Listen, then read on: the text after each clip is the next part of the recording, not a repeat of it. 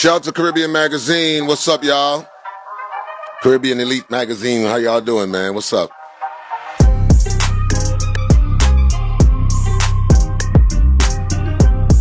Yes, ladies and gentlemen. Yes, ladies and gentlemen.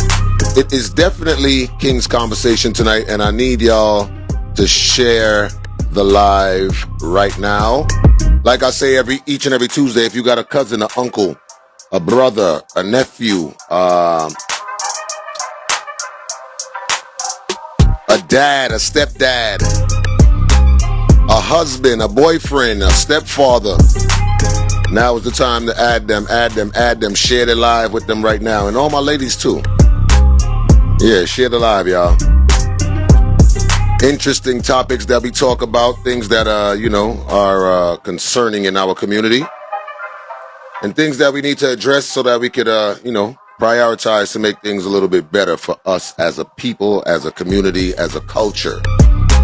I'm about to put up the topic, so while y'all share that live, I'm going to put up that topic, all right, y'all? It's going to be interesting. Yes, it will.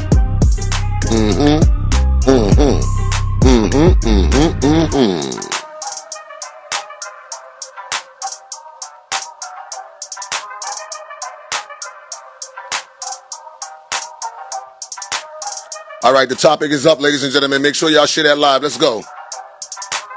Share the live, y'all. Oh.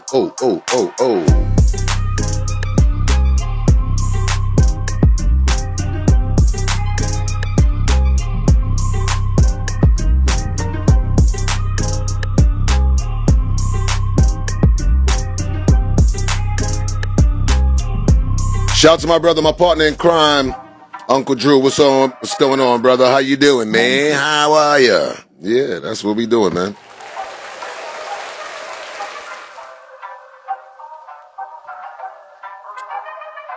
Yeah, we're going to give some people some time to join in. I know a lot of fellas be watching the football game and the basketball game and this game and that game. Them dudes is paid already. I'm just put it out there. Yeah, I like sports too, but they paid already. I got my own work to do.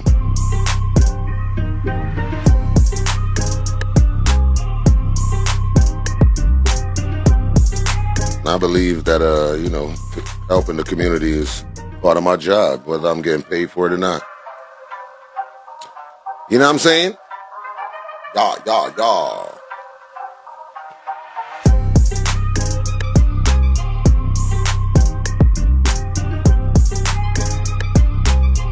Yeah, I know a lot of ladies ain't gonna like this topic. I know y'all feel it in y'all heart. Yeah, last week we was here. The ladies felt good about, the men taking accountability and all that. Now I see people rolling their eyes tonight. Damn, they rolling their eyes tonight.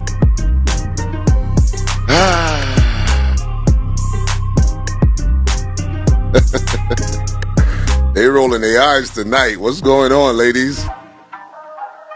Damn. Don't worry about it, sis.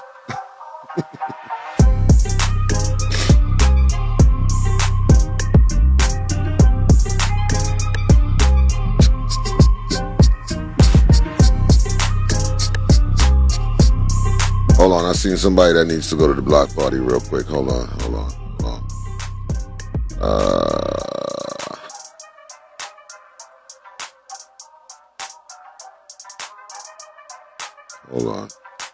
Okay, there you go.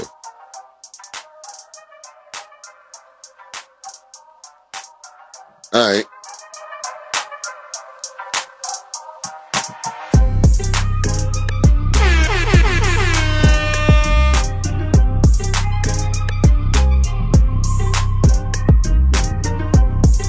Yeah, the block party applies for any night of the week. It's not just for the dating night. It's any night of the week. Anytime you slip up, you trip up. You heard? That's how we do it over here.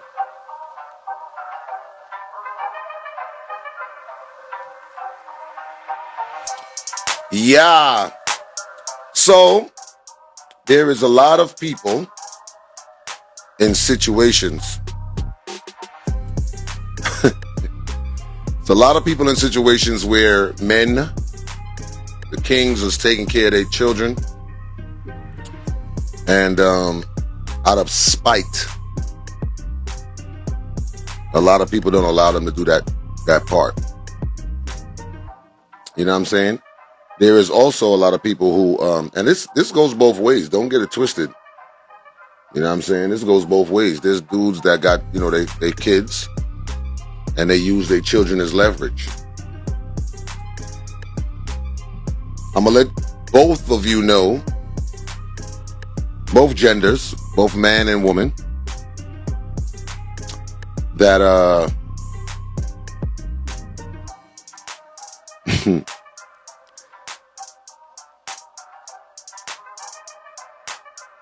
children is not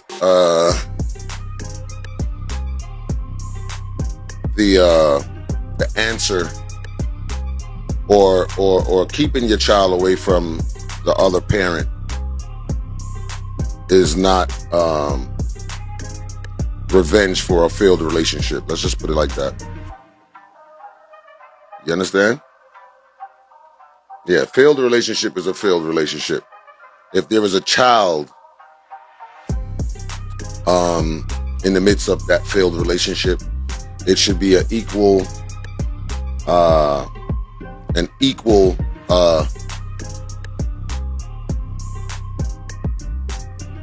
leverage, or equal ground, I should say,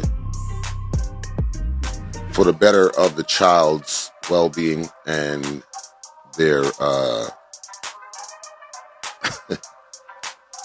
what's important for them. You understand what I'm saying? Because after a while, it's no longer about you.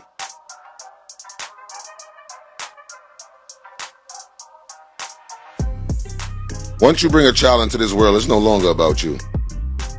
That's how I look at it. You know what I'm saying? Some people feel like, oh, I had a child, but I can still live my life. Yeah, you can live your life, but your child is supposed to be the most important thing in your life, because you brought another life into this world. So therefore, that priority should be first. That priority should be first.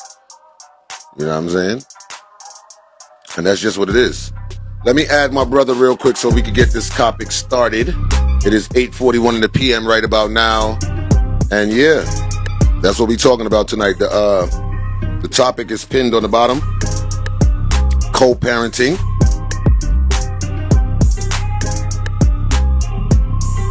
Using children as leverage. What are the effects that it will have on you and your children? Because if it affects a whole household, believe it or not. All the bitterness and all of that other stuff. Yeah. Big up my beer mother them. I'll give thanks. Me not have no problem with them. You understand me? I'm a beer mother them good. Me and the whole of them a friend. Yeah. Big up Tati. Big up Octavia. Big up Terry Ann. Big up Sophia. Yeah. You have to big them up. Yeah, man. Okay, let's go.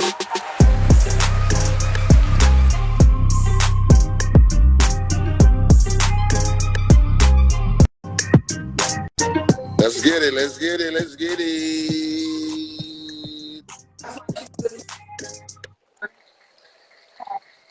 Hey, did you plan to wear an orange hoodie, bro? What's going on with you, bro? What's going on, bro? Why you got on the orange hoodie? What's happening, man? Because it's beginning to look a lot like Christmas, sir. Damn, bro. I think the intro was long enough that you saw me in this orange hoodie. You was like, I should go change that. My bad. I had to represent my NASA. My bad. It's all good. We brothers, man. It's all good. Absolutely, brother. What's happening, man? I'm blessed, man. How you doing, man? How you been? How was your week so far, man? Good. Just that one little thing that I share with you. This is a great topic because I'm talking to my students. Hold on one second. Mims MD, whoever you are, I guess you can't count. or you just, you have selective hearing and you hear what you want to hear. That's okay. That's fine. But I definitely named 3 people. I didn't name 4. Um, you know, but yeah, I think you're working your way to the block party anyway, so keep it up. Anyway, yeah, so go ahead, sir. I think that this topic is a segue into a lot of things, and I think it also has a lot to do with this, the conversation that we had over the weekend. You know what I'm saying? Yeah. Yeah, it's I yeah. want to start off a little different today. I think this is important to mention this to the ladies and the fellas, but definitely Mm-hmm. because it's more of a female thing that happens Absolutely. than a man thing. Ladies, I had an experience with some children a few days ago, Mm-hmm. and the young lady that came to me that started the conversation led to 4 other young ladies, and they're all like 12, 13. And they were talking about how one of them said neither one of her parents wanted her. What did the parents say to her? Let's get into detail with it, because Okay. this. I mean, and that's why I added that into the topic. How does it affect you and your children? Because it's affecting you, but it's also affecting your children as well. And I think that what I heard you tell me that the parents told her was just ridiculous. Yeah, so the young lady, and she's a very vibrant, smart, you know, intuitive, like child. Like she's not a bad child. Mm-hmm. Told me, she was like, yeah, my dad said, I'm a mistake. And I was like, huh? She was like, yeah, my dad tells me I'm crazy. I go to therapy. He said I'm a mistake. My mom doesn't want me. I haven't seen my mom in 2 years. My dad said he would put me up for adoption, but he doesn't want to have to be looked at as abandonment. Mm-hmm. And I'm like, listening, like, who in the hell tells a child something like that? So the mother's not even a part of her life. Is that what's going on? Well, she said the last time she saw her mom was 2 years ago. Wow. And I'm like, okay. And this is where I started to tear up, was when somehow we got on the conversation of her shoes. And she was like, yeah, I got 2 pair of shoes. And I was like, okay, I'm thinking 2 pair of shoes, kind of average for a kid in school, you know what I'm saying? Because they're going to tear them up anyway. Mm-hmm. But she said, yeah, I'm glad my feet haven't really grown because I haven't had a pair of new shoes since the 4th grade. And what grade was she in now? She's in the 8th grade now. Hmm. So I'm looking at her feet and I'm like, and you can tell that they have Oh, missed. it's hookah night over there, huh? Yeah, it is. We would have carried to the crib, bro. But I'm hearing the bubbles. I'm hearing the bubbles in the background. I'm like, look, that's her sister over there. She's okay. What's up, sis? What's up, Roham? Everything is good. Good to hear. So this child is in the 8th grade. she's in. Has not Yeah, had a pair of new shoes since 4th grade. since 4th grade. And what hurt me so much was I'm looking at her feet, but I always look at the students. You know what I'm saying? Because they wear Mm-hmm. uniforms. Right. It was last year when they told me that some of the kids, they come to school really just to get away from reality. Some of them don't get a meal unless they come to school. But for her to come to me this particular day, I mean, and then I look at her feet. I'm looking at her pants. Her pants, she's got on high waters.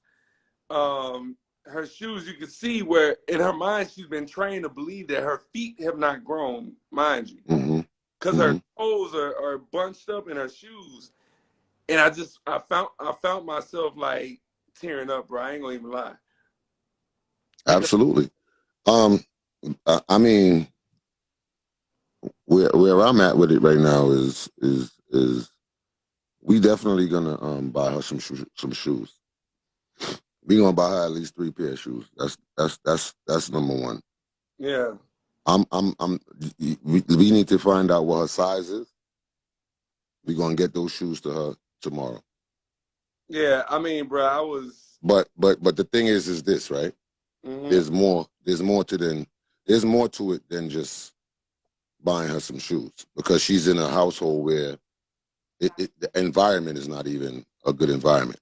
Well, and that's my thing. So I was telling her, I told all of them, like, follow me on Instagram. Like, I want y'all to stay. And I had to find a channel that was safe for them to be able to keep in contact with me, you know, because I don't want nobody getting any crazy ideas. You know? Right. I'm like, right. follow me on Instagram. I want y'all to stand. She's 13. She's 4 years away. And she wants to be a doctor. That's the crazy part. Not just a regular. And she will be. That's the thing. She will be. So I was speaking life into them, and I totally forgot about class. I'm sitting here speaking life to her. I'm like, you're not a mistake. Mm.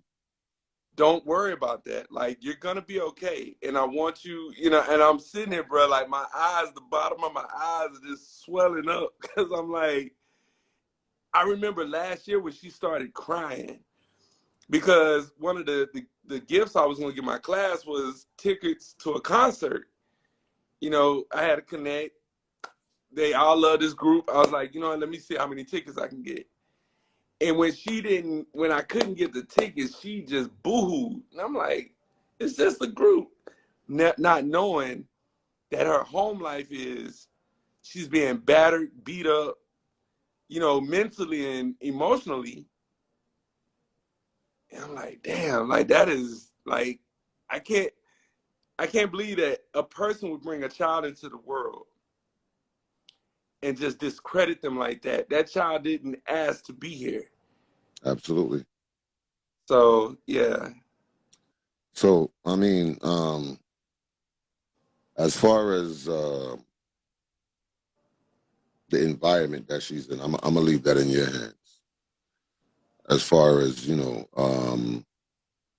the right steps to take to make sure she's all right, right?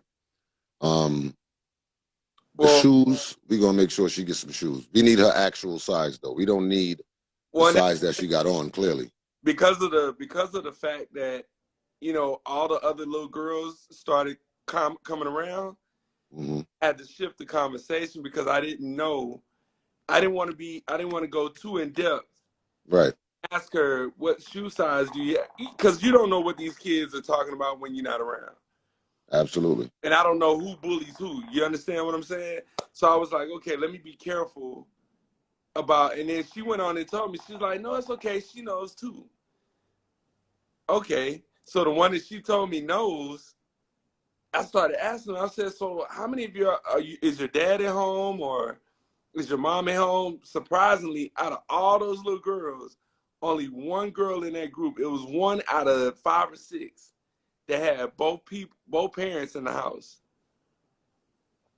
So I'm sitting here, and then another girl tells me her dad told her she was a one night stand, and I was like, what? Nah. This can't be. Bruh, I am not lying. If I could have recorded this, I promise to God. When she told me that, I was like, and you know what's funny is, There's no way a father is telling his daughter that.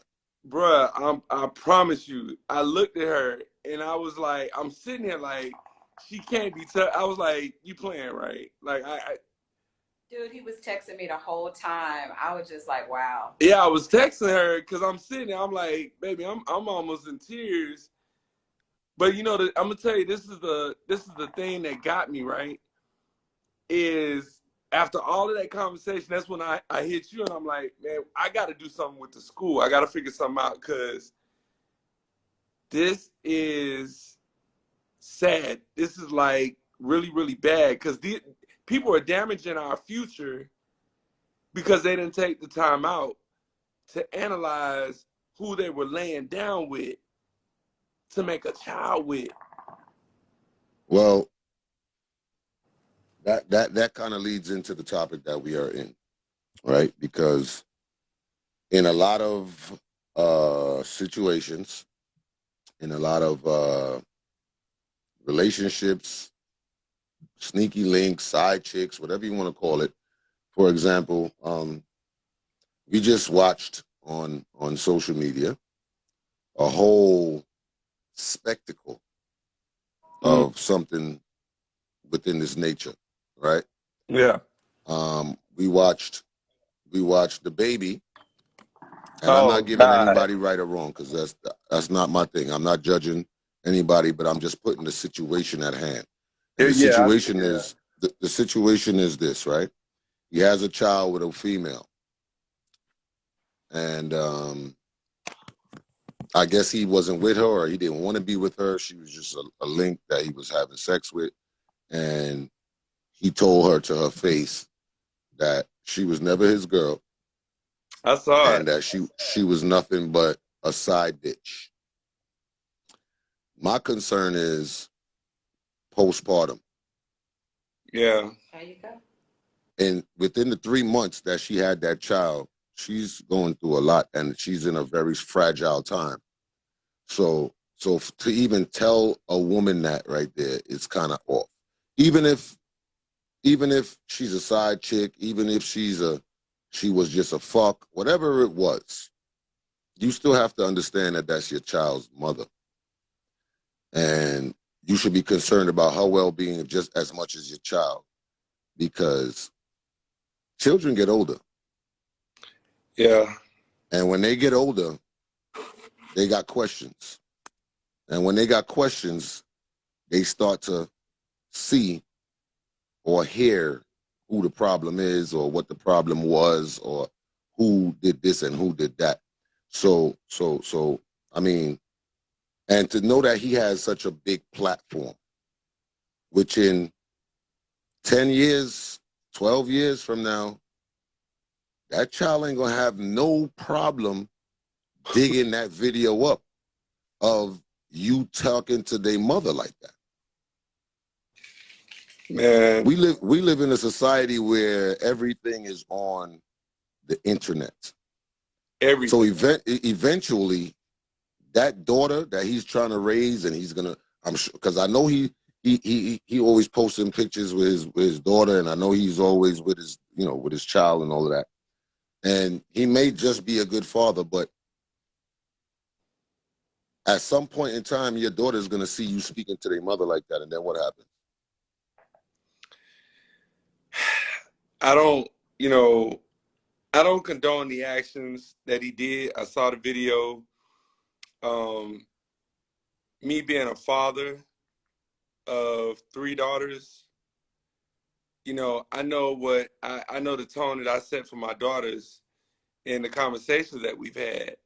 I used to take my daughters to, the nail shop, let them Mm-hmm. get their nails done. I used to take every Valentine's that I got a chance when they were at school. I would show up to the school with candy and stuffed animals, so that they could feel special at school.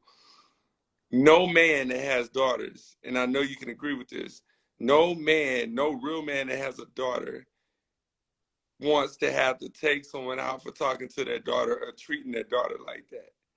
Absolutely. And that's all I kept thinking is like, dude, you got a mom. And you raising a Yeah. daughter. Huh? And you raising a daughter. Yeah. And this is some karma is hell. Somebody's gonna come Hmm. back. Well, that's why you see with me, like I got a mother, I got a daughter, and I have a sister. Yeah. You understand? So for me, people always ask me why you always representing for the ladies, like you don't respect the men and da-da-da-da. So that's part of the reason why I want to even do this King's conversation too, just to let people know that it's not, for me, it's not about a gender, it's not about a gender favoritism. It's about what's right and what's wrong. You know what I'm saying? It's about us growing as a people. Yeah. You feel me? So for me, when you wrong, you wrong. You know what I'm saying? And that's just what it is. But there's a lot of fathers, there's a lot of mothers out there that is having difficulties. They're having difficulties co-parenting. It might be because of a failed relationship, a failed marriage. It might be resentment. It might be bitterness. It could be spitefulness. It's many different situations why that happened, but the root of it is, regardless of what it is, I think that co-parenting is necessary for the sake of the children. It is necessary. Let me share something that I heard this weekend. David Banner spoke. I was at the gig. Mm-hmm. And the one thing that he said, which is what I continue to preach to people, is there's a reason why he's not married yet. He said, the reason I'm not married yet is because I am respectfully taking my time to choose the right partner. Absolutely. And he was like, same thing I've been saying. Like, you can't just go out here and just have a kid with just anybody. Or a child, excuse me, because I heard my mom in my head just then, kids are go. All right, mom. But, dude, I'm going to just say, brother, like, this conversation, I want to get both parties if we can tonight. Absolutely. Hearing that other little girl, like, and they're so innocent and they're full of talent. That's what's crazy. These kids got talent. And to hear the other girl say, yeah, my dad just straight up told me I was a one-night stand. I was like, oh. How do you see? And this is 8th graders you're talking about, middle school children. Graders, yes. 8th grade. So I'm sitting here looking. Well, this is the reason why a lot of children, they tend to, because every quarter of their lives, they get more and more self-reliant. Yeah. Right. And high school is basically prepping you for college, right? Yes. You have a little more freedom. You're changing classes. You're finding your way home, stuff like that, right? Yes, sir. And this is why a lot of the children, especially female children, they become needy for love, and they seek the love in the wrong places and the wrong areas. And this is how we start getting that whole phase, that all of those things that's happening, the drug abuse and all of that other stuff, because they fall in love with the wrong people. Man, I was thinking that the whole time I was sitting there talking to him. It's like, you're damaging precious cargo just because you're already damaged. Well, if there's no love in the house, then because as human beings, that is one of the things that we seek on our journey: to be loved, to love someone, to be affectionate, to respect. That's what every human wants that. I don't care who it is. You could be a straight murderer. There's somebody in your life that you love, or that you wanted to love you. Yeah. You understand what I'm saying? So at the end of the day, for your father to tell you that you was a one-night stand, for your mother to tell you that you was a mistake, it creates a whole different narrative for life and their futures. Dude, I was just like, so I've been thinking about this since that day. Like, something got to be done. I don't know what. And sis was like, "Well, start a nonprofit," and it made me even think about my own children. Like, I wanted to reach out to my children and just have a whole conversation. My son, he think he's a superstar, he's a celebrity. You know what I'm saying, in his head. So whenever I call him, he don't always answer, but he hit me back like, "Yeah, Pops, I'm busy, but I hit you back." But excuse me, my whole thing is, it made me say, in my mind, if I've not done this before, I'm gonna do it again. I'm just gonna apologize to my children for whatever wrongs I did that caused me and their mom to not be together.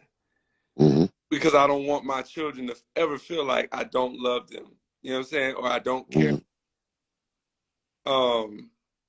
And I don't want my daughters or my sons to grow up damaged if I can help it, you know, because what I give them is what my dad didn't give me. And my dad didn't have conversations that were absolutely needed. And I had to talk about this, you know, earlier today. You think about it, our generation, right? And we weren't really taught how to choose a woman. A lot of men weren't taught how to choose a woman. We were just told, you know, based on social, you know, just being social in school, you go for the finest thing, you lock it down, and hope you get married one day. Not look at the household, not look at, you know, what kind of personality this chick got, not look at any of that. You just went and got locked down like, yo, I got the baddest chick in school. Well, let me just say this because I just saw a comment, right? Mm-hmm. And we're gonna dissect that for a minute real quick. Okay. The comment says, bro, you tripping. I guess he's talking about you. He said, your relationship with your kids and your relationship with their mothers are two different things. Now let's just dissect that for a little bit. Okay. Because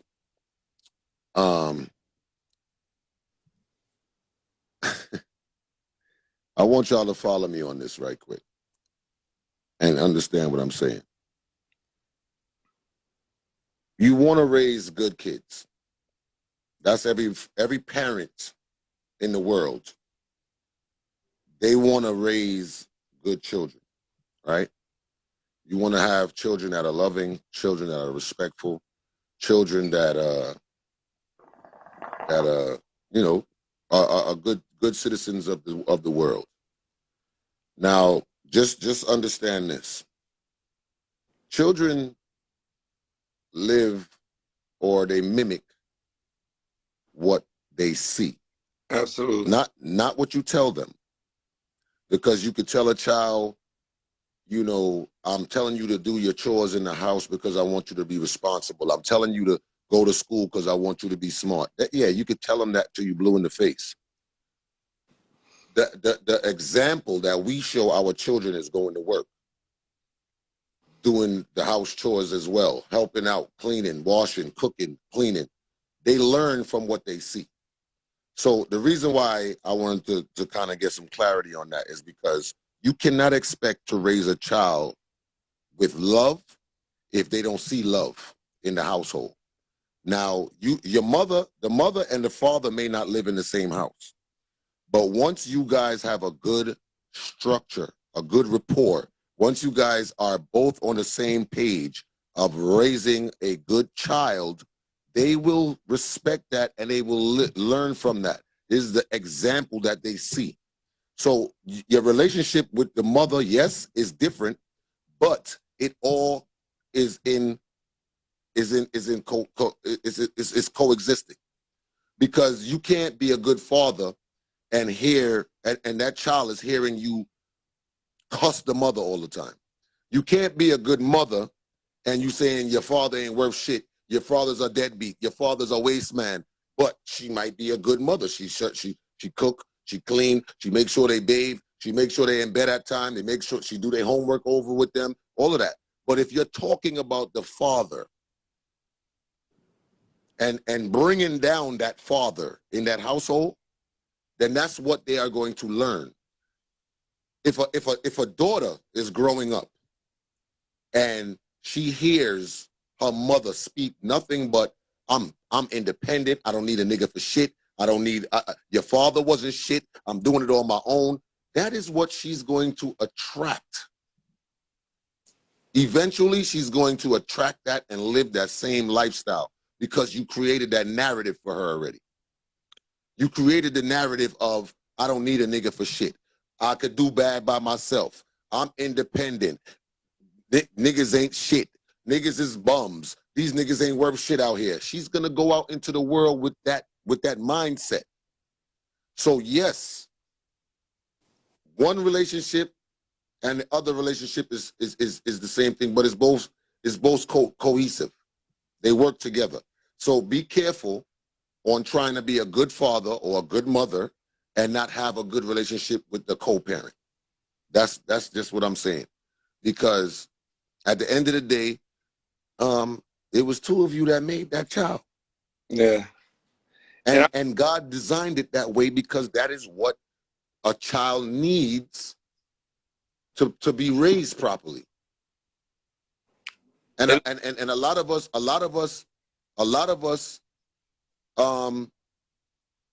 was raised with one parent. A lot of us had a father that wasn't really like mentally there, just a figure in the house. And there's a lot of people who was raised by their father and no mother, and we came out okay. Yes, I'm not saying it's impossible, but what I'm saying to you is the structure that we create for these children that is coming up, the structure that we create is going to last a lifetime in their lives. Absolutely. And let me chime in on that comment too, because I want the brother to understand why I did what I did. Right. And I can give my story on my children. My oldest child, his mom told me that she could not get pregnant. Doctors told her she could never get pregnant. Mm-hmm. I said, well, you're going to have this one. Jokingly saying it, right? Have I ever told my son that? No. I've never made my son feel like he was. I love all my children.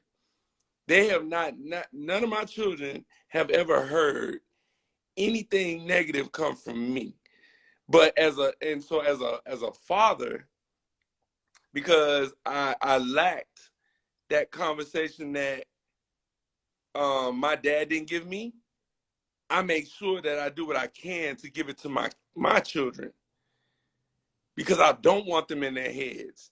And I do my best to guide them away from, like one of my sons was asking me, Dad, now that we're old enough, why won't you talk to us about this or talk to us about that? And I said, well, you know what, son? I did say one day when you get older, you'll understand. However, just know that I love you.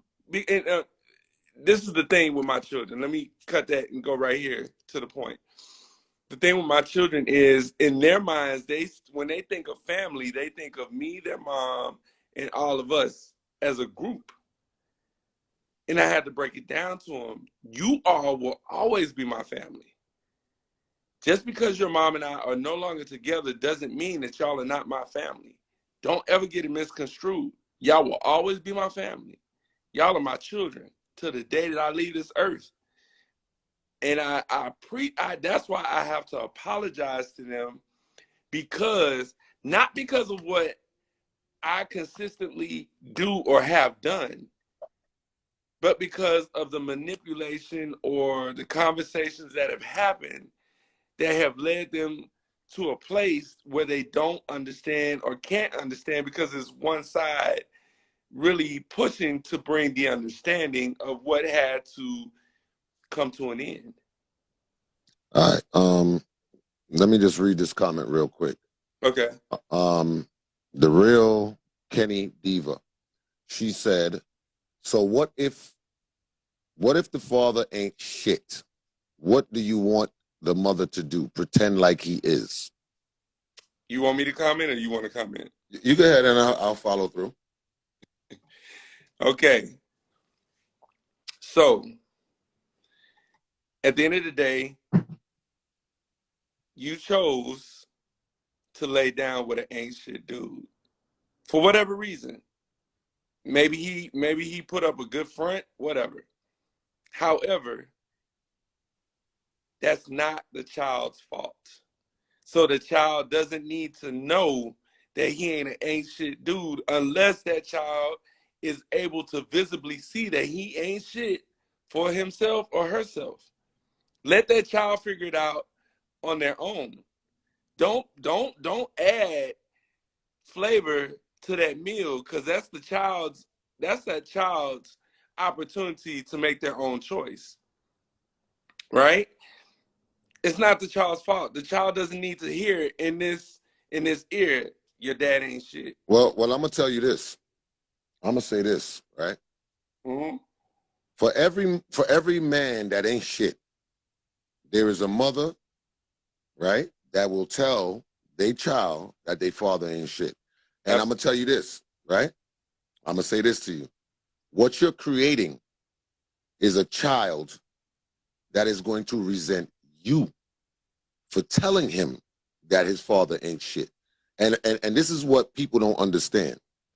Now, if I don't know that my father ain't shit, if I don't know that, right, and my mother keeps banging that in my head, what is going to happen is I'm going to resent my mother, because now I'm gonna start thinking you're the reason why my father ain't shit. You're the reason why my father don't come around. You're the reason why this, and this is what people don't understand, because you know, people feel like they have a need to tell the truth to their 5-year-old child and their 7-year-old child and their 10-year-old child. Let me tell you something. If you're more concerned about the well-being of your child, you protect your child by all costs. And you protect them by protecting them from those disappointments, protecting them from the confrontations, protect them from the negative side of your relationship. So at the end of the day, a child is always going to be a child. So if you are that person that is saying, oh, your dad ain't shit, oh, that nigga ain't never helped me through nothing, sit your ass down because your father ain't here to help and all of that. And if if it's vice versa, you're making the situation actually worse than if you did not say anything at all. You know what? Can I add to that real quick, bro? I want to give a transparent moment, right? My mom, and I'm not going to go into it this time. I'd rather go into more on another show, right? My mom endured a lot and stayed until my dad got sick and passed away. And it wasn't until I was probably like, it had to be about 5 or 6 years ago. Me and my mom was sitting down talking one day, and my dad came up. And my mom went on to tell me some of the things that happened that I never knew existed, right? And she brought up to me why she stayed.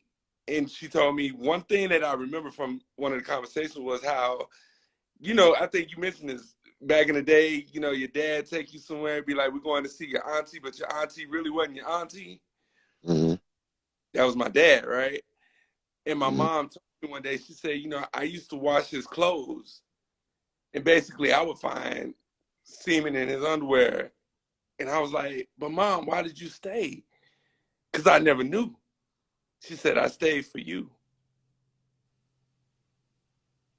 And I was like, Well, wow. I'll tell you this much. But she never talked bad about him. Yeah, but I'm gonna just put this out there because I don't want nobody out there to feel like that's the way to go. It's Because not. I'm gonna tell you right now, leaving a toxic or a negative environment is way better A whole lot better. than having a child sit in that negative and that toxic environment. So I don't want nobody to feel like, oh, is that what I'm supposed to do? I'm supposed to stick around for my children? Because a lot of people use that as an excuse. And Yeah. I'm not saying your mother used it as an excuse, but I'm just saying a lot of people out there do that, right? Yeah. And in order to, if you care about the well-being of your child, you don't want them to see that type of behavior or, you know, be exposed to certain type of, you know, things that they should not be exposed to. You're doing more damage to the child by staying in that than leaving. I'm just going to be honest. No, So, because everybody's not strong enough to still come out of a situation like that and be a good hearted or a good, well-rounded human being. I took that and made sure, even with my own situations, I took that and made sure that I applied after that conversation. You know, okay, my marriage, is it good or is it toxic? Because what's going on? And I analyzed my whole situation based off of that conversation. Excuse me, and it was that after that that I realized I'm doing this the wrong way. Well, I'd say this, right?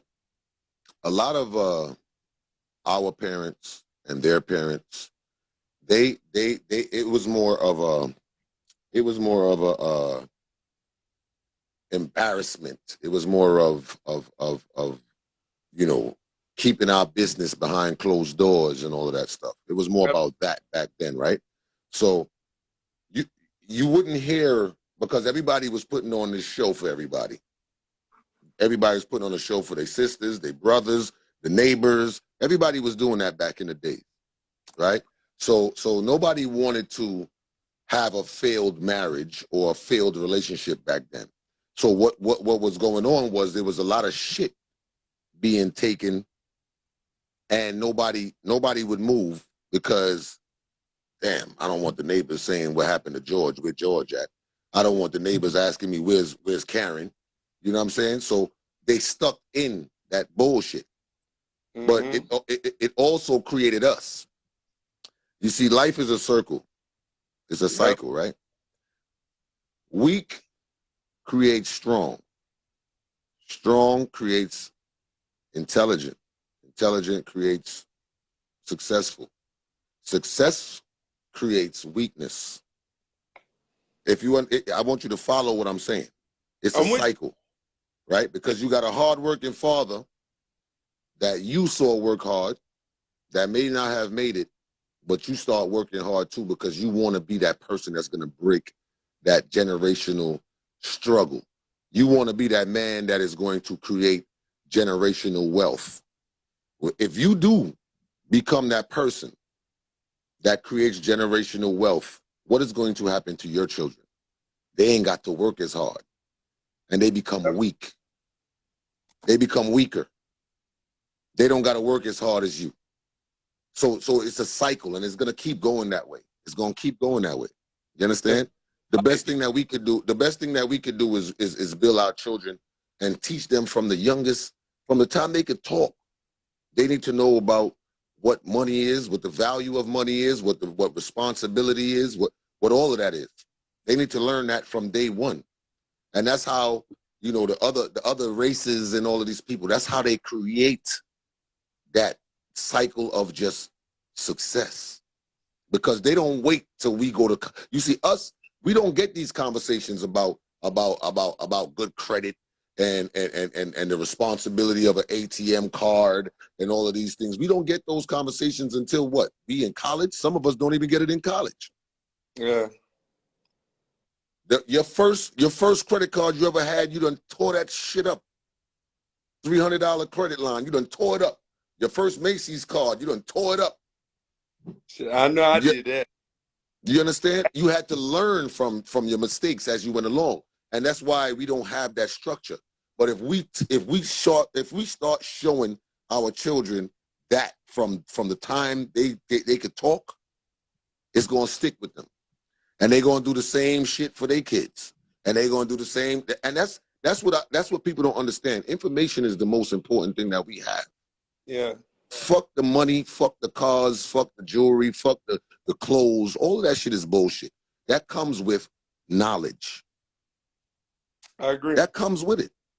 When you got knowledge and you learn how to structure a business, you learn how to save, you learn how to invest and do stocks. When you learn that shit, that sticks with the family forever. Absolutely. And that's why I could give my little brother right now, I could give him 30 grand right now and say, yo, don't say I never did nothing for you. He gonna go fuck it up and come back. Bro, I fucked up. I fucked that bread up. Now I need 10. You gonna just like how they say the old traditional way that they say it. It's better to teach a man how to fish than to feed him. Yeah. When you teach him how to fish, he gonna always be able to go out there and get fish. Pause. But if you just keep giving him fish and bread, he gonna keep coming to your gate.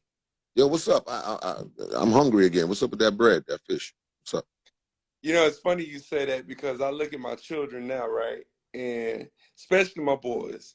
And my oldest daughter, you know, I remember she was in middle school, 12 years old. They asked me, Dad, can you buy these supplies? I was like, all right, whatever. I bought the supplies. I was at work. She called me, FaceTime, flashing her money, making it rain at the house because she had made money off of the stuff that I bought. But I was like, and I was teaching her then, I was teaching all of them, just because you make money don't mean that you're in profit. Reinvest that.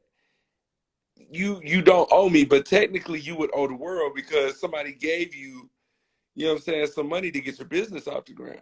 Reinvest that. Now I look at them. I got one that's tattooing overseas. He's a tattoo artist. I got another one. He's cutting hair like his dad. You know what I'm saying?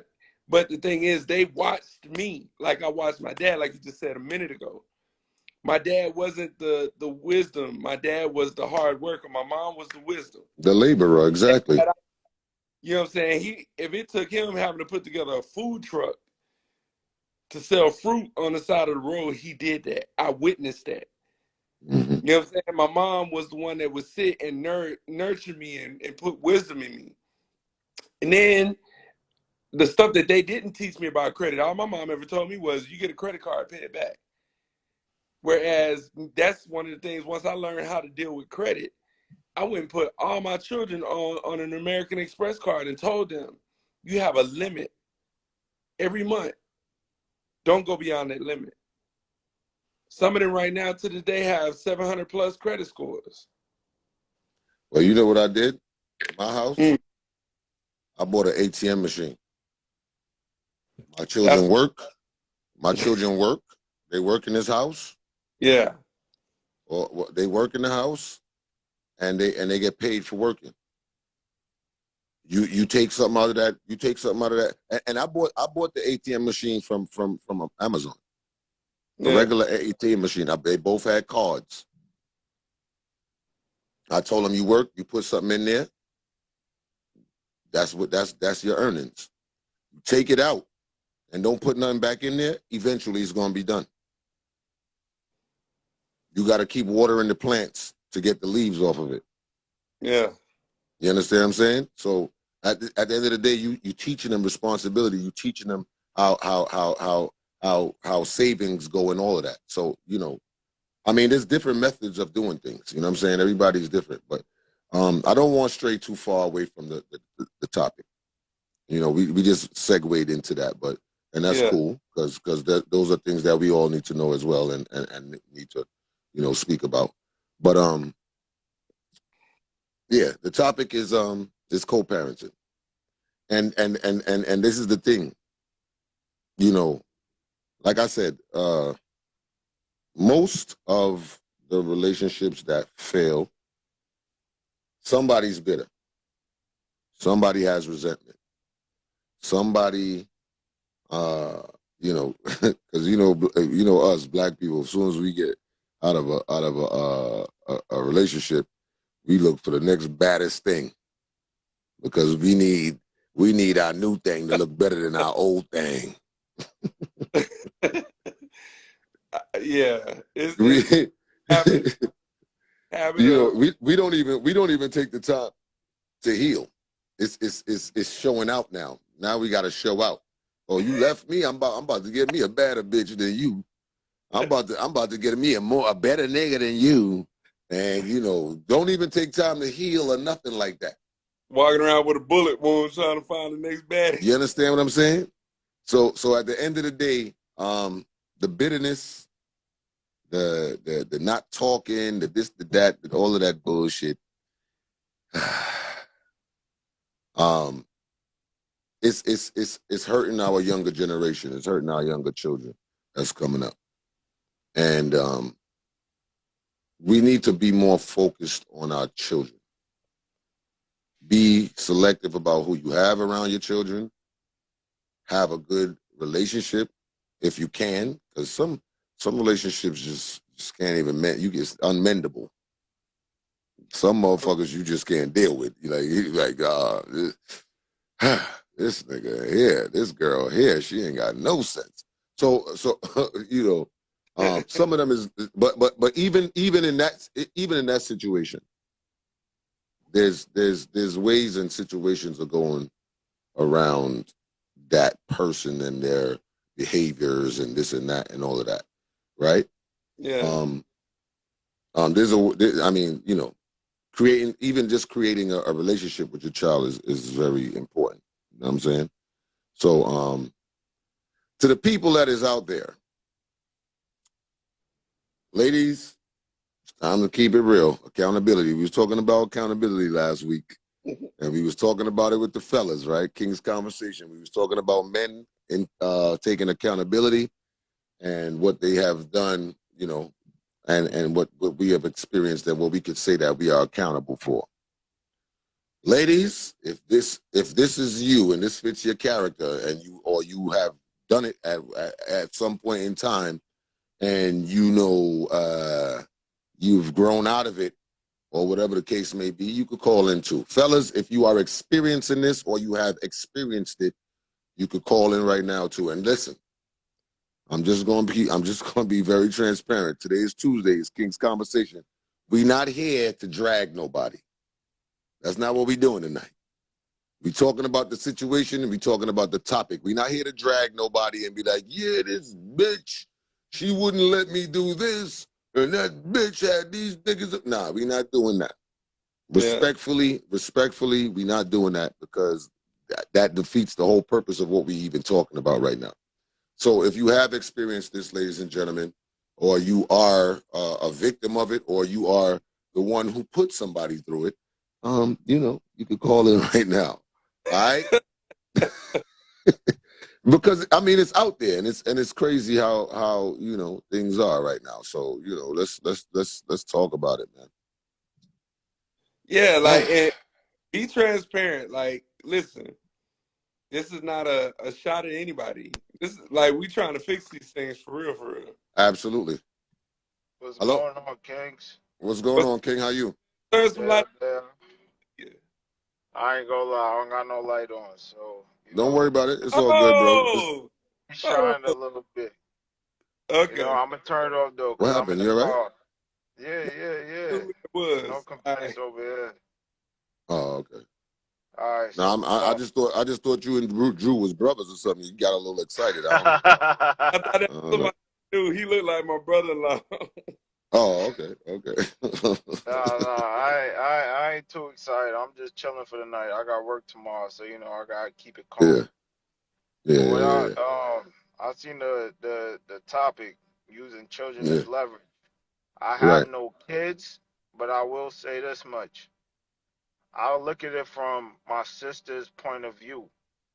My sister got 2 kids as a single mother, and respectfully, I'm more like their fathers because none of their fathers is around right now.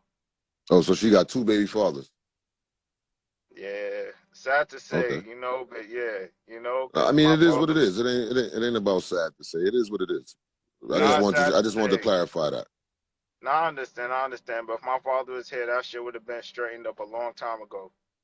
Reason being because my sister is a father, is a daddy's girl, Right. so she never would have really played into that type of hand. But me as her older brother, and we not even a year apart.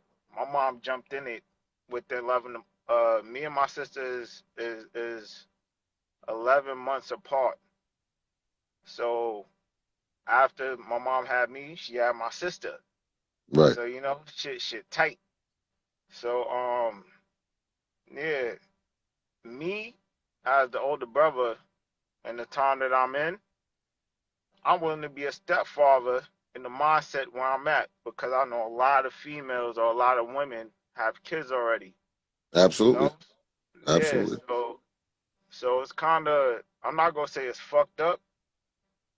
Me, I would like to say I'm in the midlife crisis because I'm in Why between you the say that? Explain. All right, because me as a dude, by the time I hit 30, I have a lot of homegirls who's younger than me, and they'll be on something like, yo, it's time for you to have a kid, da da da Mm-hmm. da. But then again, I'm the dude who wants some like, yo, it ain't time for me to have no kid right now because I have to build a groundation. You Mm-hmm. know, like I'm over here trying to build my finances. I'm not the type of dude who will settle without having finances in order to put my family, if I was to have a kid, and this is on some mental shit, if I was to Right. have a kid, to put him in a struggle. So Right. I kind of understand, not even kind of, I understand exactly where the whole topic is coming from. And with that being said, there's a lot of older women out here, I ain't gonna lie, who try to hit on me, which is the Mm-hmm. truth, you Right. know, but then again, it's like, they're not going to look at me at the age that I am and say, okay, cool, he have his mindset on, his finances is not on. So it's like, okay, cool, gotta move on. Mm-hmm. Although he would be like the greatest fucking stepfather for any kid that I had. And this is the truth. This is the kind of shit that I'm dealing with as a young man, you know? So it's like it's kind of tough for somebody my age, and then people younger than me are some like, fuck that. We fucking these older bitches. We gotta keep moving on. It is what it is. They know what they got into, so let's just keep pushing forward. But then again, me as a kind of dude that I grew up to be from a Jamaican household, full blood, and they'll be on some like, well, you know, when ain't them type of things that, you know. So it's like, yeah. So it's like, you know, I gotta like ground myself as well as me thinking about it in regards to my family also, because they feel like I kind of lost myself within thinking about what's going on in this whole world. So Mm. I Right. definitely Well, let me just understand. say this. Let me tell you this, right? Because this very the topic is very expandable, right? It's so many It's things that we could broad. go into, right? It's a very broad topic, right? Because let me tell you this, right? You could wait until your money is on. You could wait till you financially ready, mentally ready.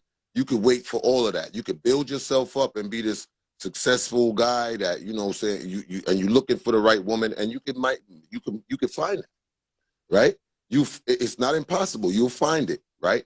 At the time, you find this beautiful person that you want to spend the rest of your life with.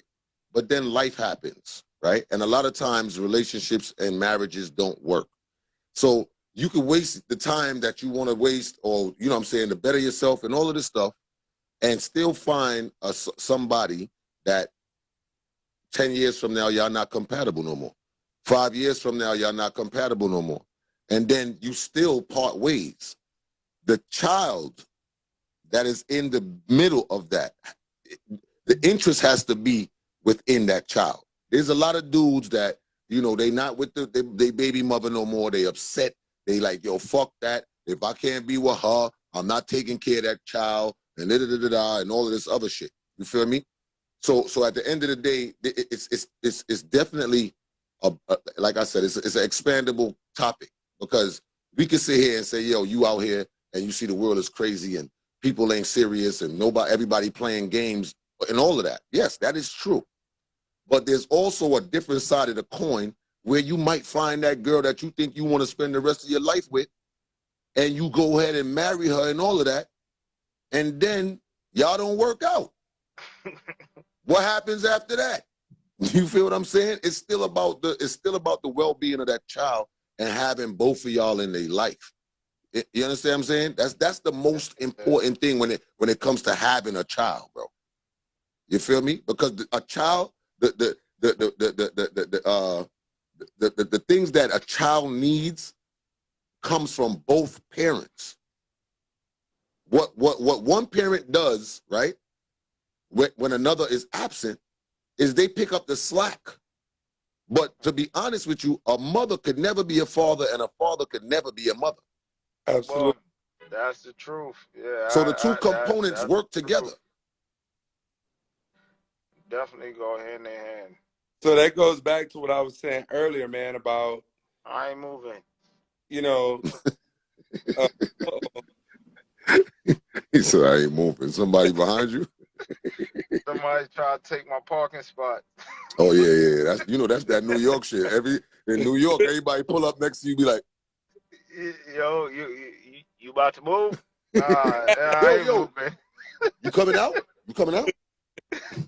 And you know it's a And then, Wednesday and then, night, so it's a and then, free and then they fall. be mad, at you because you ain't moving. So why the fuck you sitting in the car then if you ain't moving? Why you sit in the car? Like, That is boom, move up. Nah, go ahead, brother. Let's get back to it. Go ahead. don't lie, man. Don't get out the car. I'm in here. I'm stationed right now. You know, I can't even move. It's my parking spot until tomorrow morning. Oh, okay. Well, Yeah. Facts. Not going nowhere. It's a wrap Might for the night. not work tomorrow. It's a wrap for the night. Yo, Major, I know you probably don't remember me. I'm the I same. remember you, bro. I remember you very clearly. I remember Shorty took your phone. Shorty took your phone. She had you locked out of the car. I remember that whole shit. Yeah, that's me. She was like, Yeah, this nigga be on here. He be on here talking to bitches. Talk to me. What's up? She was wilding. Whatever happened was. Whatever happened was. It's over. you know what's fucked up? She not even my shorty, and she have a baby daddy. She the one who trying to make me co-parent. Oh, so you was playing stepdaddy. I wasn't. That's the problem. And you know what's the worst part about it? The nigga got a fucking baby mother on the way. So Oh, she over here, he went and breed something else. something else, and now she out of love trying to come back on me. So she trying to come back through. Her and the baby. Exactly. That's exactly what's going on. I'm just trying to find a daddy for my baby. Yeah, nah, not me. And ain't none of that. That's what she doing though. I mean, I could. Damn, I can't even do that. You can't teach somebody to be a better baby moms or whatever, because not even that. Because women take tips at a time, so it's like you can't really teach. I don't know. You can't even teach women because they go look at you like, nigga, you don't know how to hold no baby for 9 months. You're right, because I ain't a woman. So carry on. Right. That's really what it is. And yeah, I'm very single, sadly. Not even sadly, gladly. He said So sadly. I mean, it sounds like you want to be with somebody, bro. It sounds I like that do, but I ain't rushing. don't rush it. I'll Ain't tell no you that rushing much. on there. You know what? Dating, nothing's wrong with dating too, bro. You know what I'm saying? Weigh your options out, figure it out. Meanwhile, you building yourself. You know what I'm saying? Just don't slip up. Just don't That's the slip up time in I'm nothing, on. nothing. I ain't gonna lie, I almost got caught, but whatever, Hey, yo, something let me like tell that you something, happened right? over the weekend. One time I had to go to family court, right? And I was sitting in there, right? because this chick, I'm gonna tell you the full story, right? So I never told you this either, Drew. Right. So back when I was living in New York, right? Back in the days, like it was like maybe I would say probably almost 10 years ago, right? There was this girl that I was dealing with, but she was for everybody, right? She was for the streets, right? But she liked me a lot and I liked her a lot. We wasn't girlfriend and boyfriend or nothing like that, but we was just, linking on a regular basis. So she was for the streets. She was out there. So anyway, she got pregnant, right? So when she got pregnant, she immediately threw it on me. She immediately was like, yo, you the father, bro. I remember. You feel me? It was that night that we did this, that, and this, that, and the third, and you the dad. So what she was saying to me, because, what she was saying to me was like, damn, that is kind of true. That's what happened, whatever, right? So I owned it. I owned it up. You feel me? So I'm like, fuck it. That's my youth. You feel me? So, I'm giving her money. At this time I was working, I was doing construction and shit like that, trying to figure it out or whatever. And, I was making decent money and I was taking care. I was helping. You know what I'm saying? She called me, yo, I need $500. Yo, I need $300. I need $200. And I was giving it to her, right? Mm-hmm. Up and everywhere I took this boy, right? Because she never really wanted me to take the boy nowhere. She never wanted me to like have him. She never like, it was always I had to go see him. You know what I'm saying? Or she would come by the house and let him stay there for an hour with me, and you know what I'm saying? All of that. All the extra. Yeah. So she hit me up and said, yo, She was moving like Lamar. so everywhere, yo, let me tell you what's so funny. My neighbor, right? My neighbor saw him outside playing in front of my house. And the neighbor was like, who I picking it up? Right? So I said, that's my son. So she was like, he was like, your son? I was like, yeah, you know what I'm saying? I slipped up, had a little baby, you know what I'm saying? This is him. And he was like, bro, I know you're a blood clot, baby, that. He told me straight up, right? He told me straight up, right? So I was like, I was offended. You know what I'm saying? I was offended. I'm like, yo, what is this? This nigga's out of line for telling me that, bro. Like, you know what I'm saying? Maybe he got his mother's genes. But he was like, yo, all of your picture them look like you. And this one, yeah, him not have nothing for you. I'm like, nah, you bugging, bro. Look at his nose, bro. That's me. What are you talking about? Look at his eyes. You know what I'm saying? I'm defending the youth and everything. You feel me? Yo, Maury. So you know, after that kind of, you know, struck a nerve, you know what I'm saying? So I'm like, yo, what if this fucking child ain't mine for real? You feel me? You know what I'm saying? I'm talking about, this is like elite ARC days when the ARC was popping, and you know what I'm saying? Those days, BEC was popping, you know what I'm saying? These clubs or whatever. So anyway, she hit me up one day and she was like, yo, the money that you giving me ain't cutting it. I'm gonna need some more bread. I don't got that. Dude. She was like, yeah, well, you ain't got it. What you mean you got it? All right, what you mean you ain't got it? I said, yo, I can't afford to give you no more than what I'm giving you already. I was giving her bread. You feel me? I'm like, I can't afford to give you no more. I'm not even making that type of money. You know what I'm saying? Like, she's like, well, if you're not planning on giving me more bread, I'm gonna have to go to court with. Nah. I'm like, oh, you threatening me with court? All right, well, let's do it. It is what it is. You feel me? Because to be honest with you, to be honest with you, when she said the whole I'm taking you to court shit, I really didn't think that she was serious. I really didn't think she was serious about it. I thought she was just trying to, you know, scare me or whatever. You feel me? Yeah. Bro, like a month or two passed, I got like a month passed. I got the papers in the mail. Dude come up and serve me. Yeah, you got to be at court. Da, da, da, da, da. I'm like, oh, this is crazy. You feel me? So I hit her up. I'm like, yo, you dead bringing me to court? She like, yeah, I told you I need extra bread, and I told you that if you ain't, you know what I'm saying, you ain't want to give me no extra money, so it is what it is. And she was going off. And I'm like, wow, this is crazy, bro. So for me, I'm thinking in my mind, she definitely got to know this is my youth, because ain't nobody going to take them type of risks. You feel me? So I'm like, damn, son, this is nuts, bro. You know what I'm saying? I'm feeling a ways about it. So I end up going to court. I go in court. I'm sitting in the courtroom, and this girl is in there. Bad chick, bro. She was bad, son. I'm talking about bad, pretty girl. Body was crazy, and me and her talking, and I realized that I'm kind of like bagging her.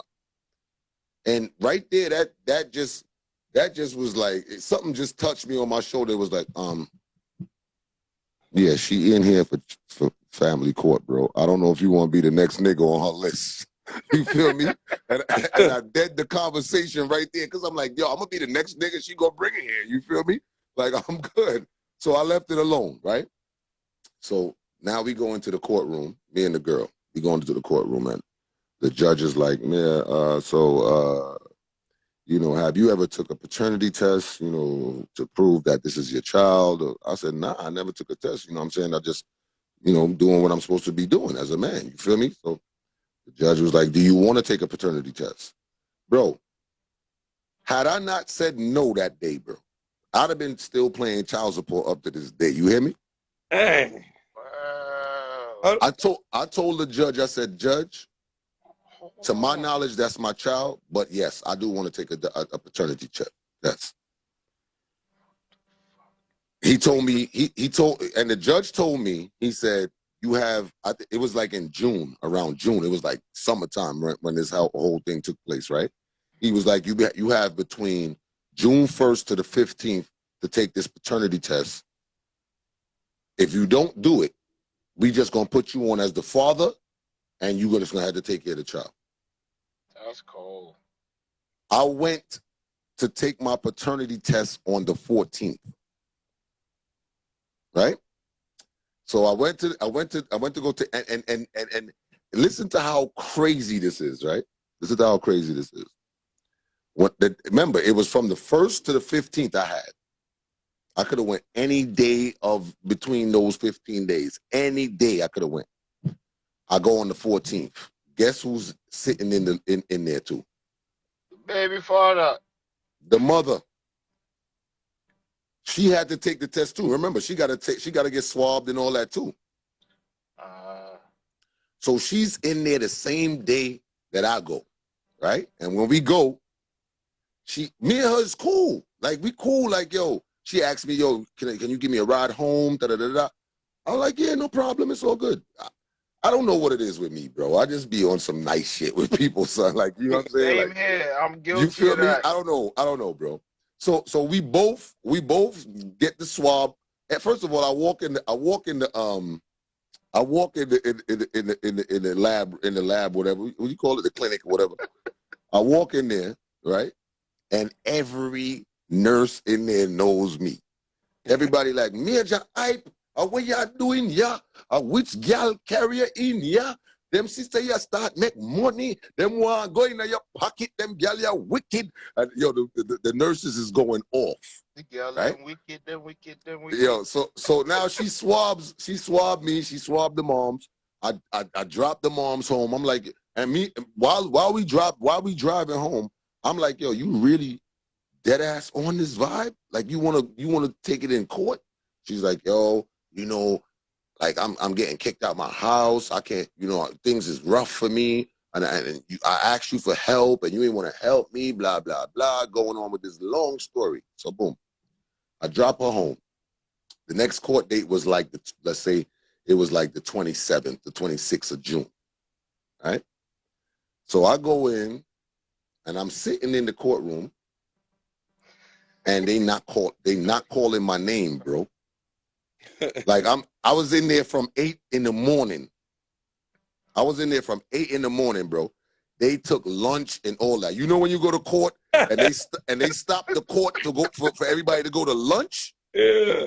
Bro, if you ever been to court, especially in New York court, if you ever been to court, bro, and you there from early in the morning and they stop to take that lunch, you are tight, bro.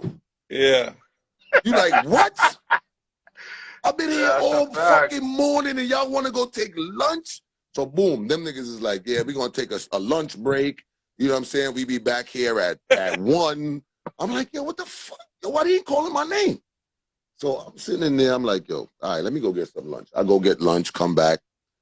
Yo, bro, they still not calling my name, bro. I come back after lunch, they still not calling my name. So now I keep going to the dude at the door like, yo, bro, what's up? Why y'all not calling my name? He was like, yo, what's your name again? He asked me my name again. And he looked at my name and he looking at it, he's like, oh, we waiting for the other party. So I'm like, you waiting for the other party? He was like, yeah, if y'all both gotta be here, you know what I'm saying? And she ain't get here yet.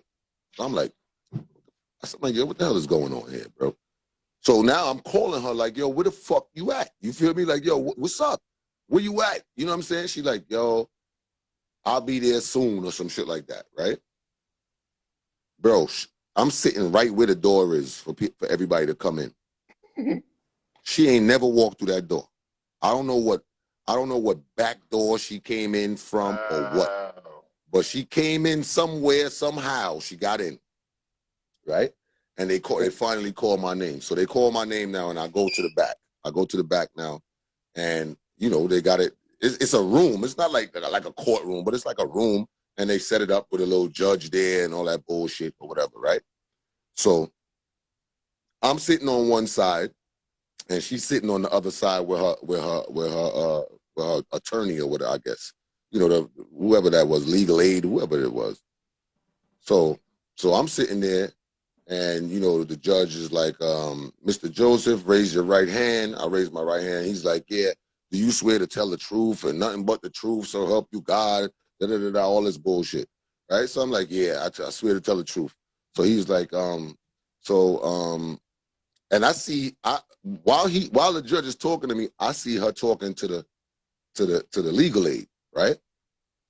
And I'm hearing the legal aid say, don't worry, it's okay, right? So I'm like, yo, what they dealing with? Paralegal. Yeah, whatever. You know what I'm saying? I'm like, what? I'm like, what they dealing with over there? You feel me? Like, so the judge was like,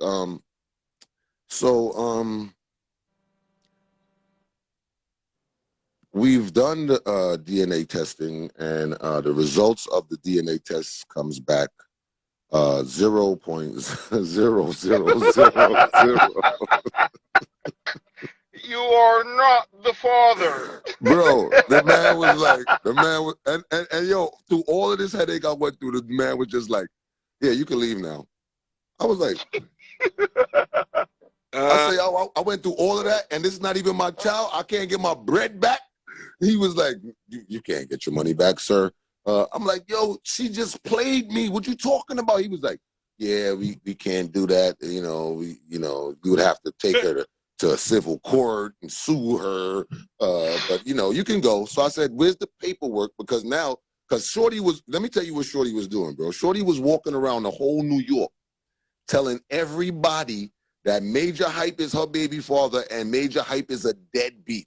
He doesn't do nothing for this child, and Ray, and trying to, bro, she was trying to embarrass me out here in these streets. You feel me? So I was like, nah, I need some paperwork saying that this is not my youth. You feel me? So the judge was like, yeah, we don't do that. We don't give out paperwork or nothing like that. All we have is this paper right here that says that you came to court and whatever. So I'm like, I need something on paper to, when people walk up to me and talk about, because let me tell you something about Sagittarius people, bro.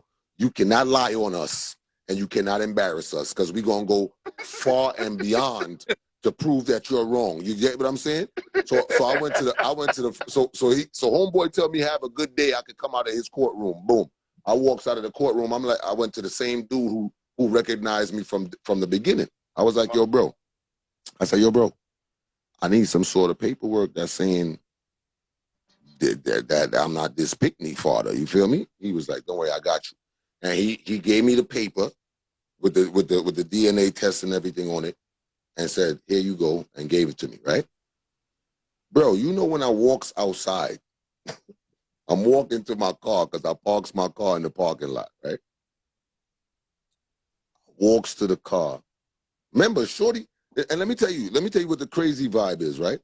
I was with my baby mother at the time when all of this happened. Shorty went and linked my baby moms and all that. Yeah, I got baby for your baby father. He out here reckless, blah, blah, blah. Mush up my thing and all kind of thing, you know. All right. So check this now. I go outside to go walk to my car to the parking lot. She calls me, yo, where you at? I said, where I'm at. I'm on my way walking to the car in the parking lot. She said, first of all, I want to say, I'm sorry. I'm sorry that I put you through this. Although you wasn't the father, you are a good father, and I'm just want to say sorry for putting you through this. And could you drop me home? Imagine that. Shorty a crisis actor. Wicked. Shorty asked me for a drive go home in my life. Yo, I was like, drive go home? Nah, I can't do that. I can't do that. Yo, I hit her with the, I'm not even going to the hood. I gotta go do something in Manhattan. She's like, oh, okay.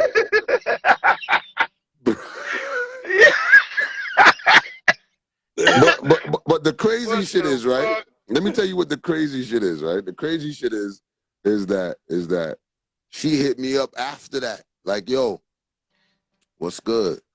So I'm like, what's good? She's like, yeah, what's up? Let's link. I said, let's link. She was like, yeah, what's up? You know how we give it up. You know our sex be crazy. What's up? Let's go. I said, my girl, let me tell her this. My dad. I dodged the bullet once. I ain't going back in front of the gun. Are you crazy? Yo, Shorty And the trying to throw you crazy, on the concrete, bro. it's crazy because for me, like I'm just not one of them people that hold grudges and shit like that. I ain't never get the bread back or none of that, and I don't care because you know what I'm saying. That was where my heart was. Period. You feel me? Like whether it was my kid or not, that was where my heart was. You feel what I'm saying? And me and her was cool before that. You know what I'm saying? So at the end of the day, I just keep it real. Like I just charge it to the game. Like it is what it is. You know what I mean? And we still cool. If I see her right now, it's what up. You know what I'm saying? And she see me right now, it's what up. But at the end of the day, we not smashing no more, shorty. Nah, Joe.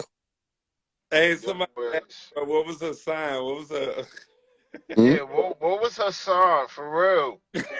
She was a Sagittarius and she was from Haiti. Oh! Yo, please don't hate me, hype zone. But yo, She Haiti, was those girls are is like an infamous no go right now. she was Cause Haitian. She was yeah, Haitian and she was a Sag, bro. It was nuts. what It the was crazy. fuck? I'm sure my bro CeeLo remember. I think he smashed too, to be honest with you, because she was on people. Yeah, my bro CeeLo. I think he smashed too. You feel me? Because Yo. you know what the crazy shit is? I was riding bikes back then. You feel me? I was a bike rider. I was riding bikes like heavy, like we was heavy in the streets. My team was heavy. You feel me? We was all in the streets and we was all riding bikes. And I think I remember seeing her on the back of CeeLo bike, if I'm not mistaken.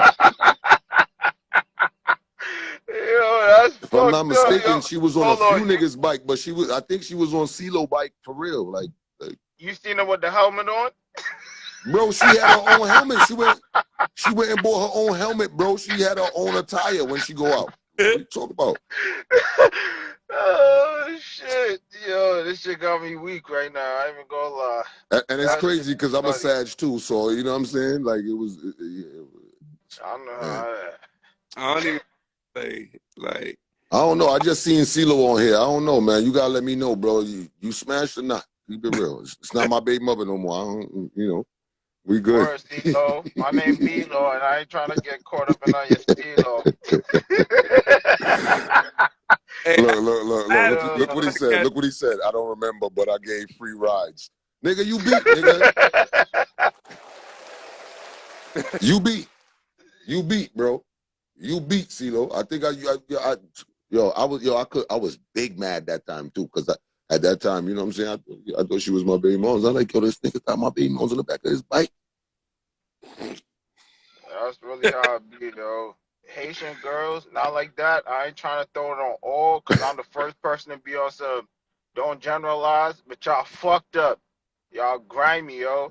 And y'all out here, they really would be sitting here talking about some, I fucked 100 niggas, but as long as I carry myself as a woman, I'm not a hoe. Like, what Bro, the fuck do bro, that let me mean? tell you something. Let me tell you something about bike life back in the days. When we was riding bikes, bro, I'm gonna keep it real, bro. Every summer, we had a new phone book. I don't know what it is with bikes, but every summer there was new phone books. And then you might see somebody who you had last year, you might see them on somebody else's bike this year. That's just how it was, bro. I will Like cry. I remember stopping at the red light on Utica in church, and girls would get out their friend car. Yo, can I get a ride? They would get out their friend car. Girls would be on their way to work. Yo, could you drop me? And it's lit. It was nuts, bro. Like it was crazy. I don't know if it's still like that because I don't ride bikes no more. I'm not a ram goat no more. I'm a mutton. Imagine that to hop out of a fucking 4-seater to jump on a 2-seater. I'm telling you, Yo, bro. that's It was big lit. that's I'm telling you. cold. I'm That's telling you. cold. I ain't even gonna I think lie. I think I think CeeLo beat though.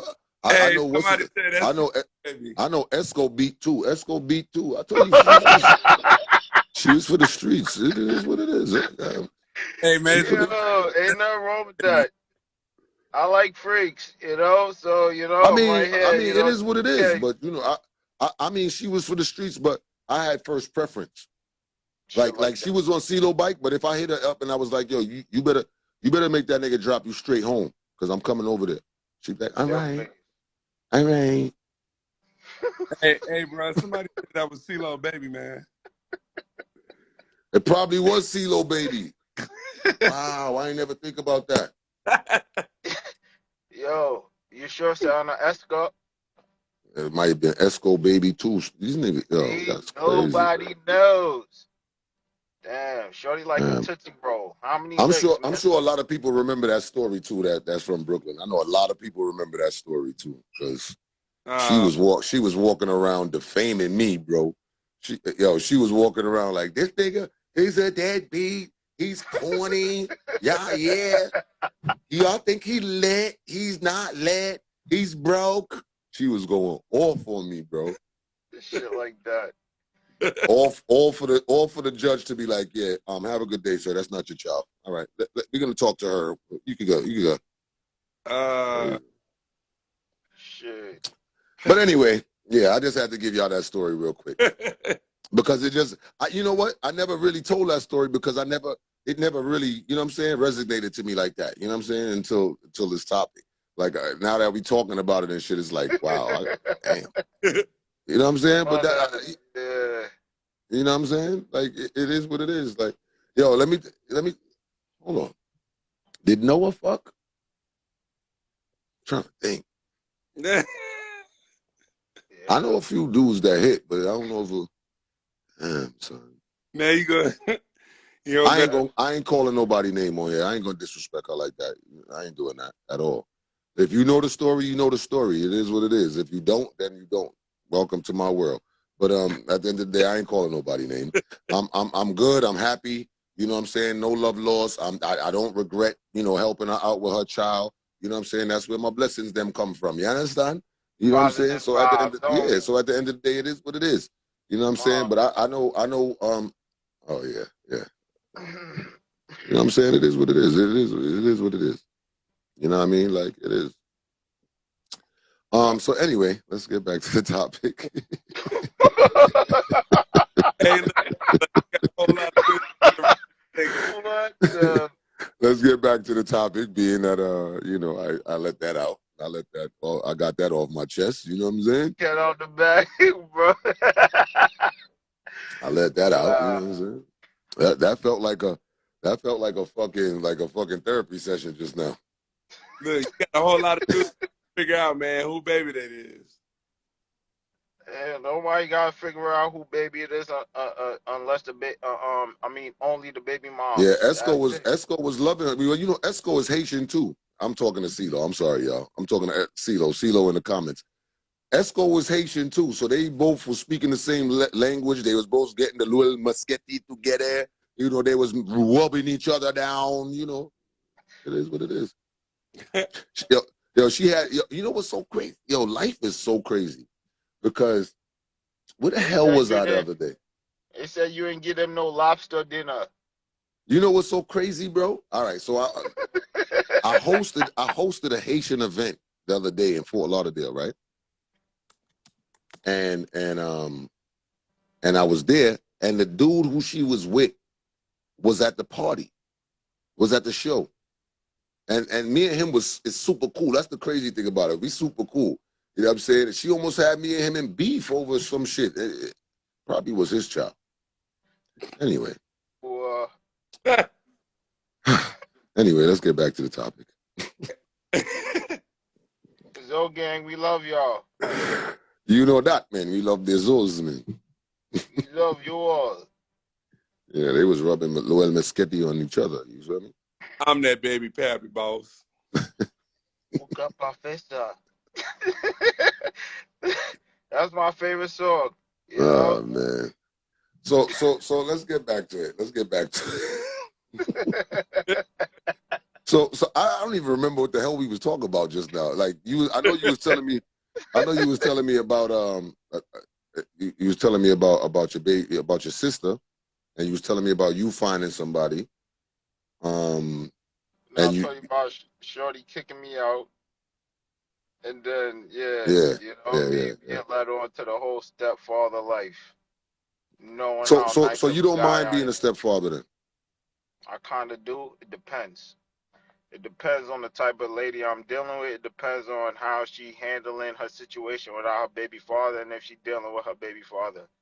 And me Because personally, being a stepfather is kind of difficult too, because you might have that dude that don't want no niggas around my kids, which is also a yeah, dude that is he's bitter. That's what that is. yeah. That's bitterness. He don't it's not that he don't want nobody around his kids. He don't want nobody around his baby mother. And So because that and means because he know you got to take the cow and the calf together, he trying to block. That's what that is. that means the baby moms is Lamar, and so is the baby father. So both of them is meant to be together. That's how that works. Cause That's who that. want That's that. I don't want nobody hitting my baby mom's vibes. That's what that yeah, who is. want to deal with I that? don't want nobody in her vagina. That's what that is. Yeah. But whatever she got, I don't want to know what it is. He could You ever keep had it. you ever had one of those situations where a dude was like not having it, like he don't want you around his baby mother and his, you know what I'm saying? I ain't gonna lie, I had something like that. The shorty who I was with, my ex-girlfriend, Man the said, Mr. dude, and Mrs. Yamed. the dude, the dude who took her virginity, bro. The dude who took virginity He was ended up stuck. still. He kept hitting on my girl at the time, but then again, that's the shorty who took his virginity. I mean, that's the dude who took her virginity. So it's like, all right, cool. You know, however, whenever the virginity thing is lost, you know, the girl always go back to whoever take the virginity. So it's like, all right, cool, granted. In my spam messages, the nigga girlfriend at the time was like, yo, your girl talking to my dude. I was like, yo, hold on. You feel me? Like, don't try to bring me in that love triangle because I already cheated on her because I already seen how she was moving from jump. So it's like, all right, cool. Y'all can continue moving however y'all moving. I don't want to be in it. And she wasn't on that type of timing. Like she was on some nah, fuck that. I love you. You're the only motherfucker I love. So like you're stuck with me. I was like, nah, that's not happening. I can't let it happen, yo. I can't. You sound like you've been through a few toxic situations, bro. Too much. That's why I'm humble. I don't know. I don't know if that's how God trying to humble me, and it's fucked up because boom, back again. You see how I got kicked out by Shorty, and that's That the was the second craziest. situation. Yo, Drew. This Yeah. man In was the on the. rain, in the This man fucking called. He rain. used to call in on the live all the time and cool out and chill and talk and stuff like that. And some girl was in his car, right? Mm-hmm. And I don't know how he got out the car because they was both in the car, right? And he was talking, and she was like, "Who the fuck are you talking to? Like, what the fuck is this? What are you on here dating?" And she was going off, right? He was like, "Nah, I just be, you know what I'm saying? I just be calling in joking or whatever." And she was like, "Nah," and she grabbed the phone out of his hand and she started asking me, "Does he be on here dating?" And I'm like, "Nah, he just be calling in on some cool shit." She was like, "Oh, okay," and then the phone hung up, right? And when the phone, when I saw him send he was saying in the comments, he was saying, "Add me," right? And then I saw the request, so I added him. When I added him, bro, he was outside the car. He was locked outside of his car. Shorty was like She this. she was inside the car. It was pouring raining, and he's out the car like, "Yo, open the door." Open the door. And she's like, "Shut the fuck up. Nah, fuck that. Do he be on here dating?" Yo, she was going off. And I'm like, "Yo, bro, this is toxic." I was like, "Yo, what is going on?" And she was going off, bro. Until I guess she must have opened the door after, but she hung up before she opened the door for him, and then he called me back. What you was that, in the crib or something like that? He was in the crib like, yo, shorty's crazy. I'm done with her. Yeah, yo, hey, you know it's a fucked up thing? I tried to blink 3 times for help. Ain't nobody fucking see my blinks. I tried. I tried. Shorty violated. let me get some other people up here though, bro. I appreciate you for calling in though, my brother. All right, bro. Much love, King. Ah, man, what's going on? Let me turn off this damn wire.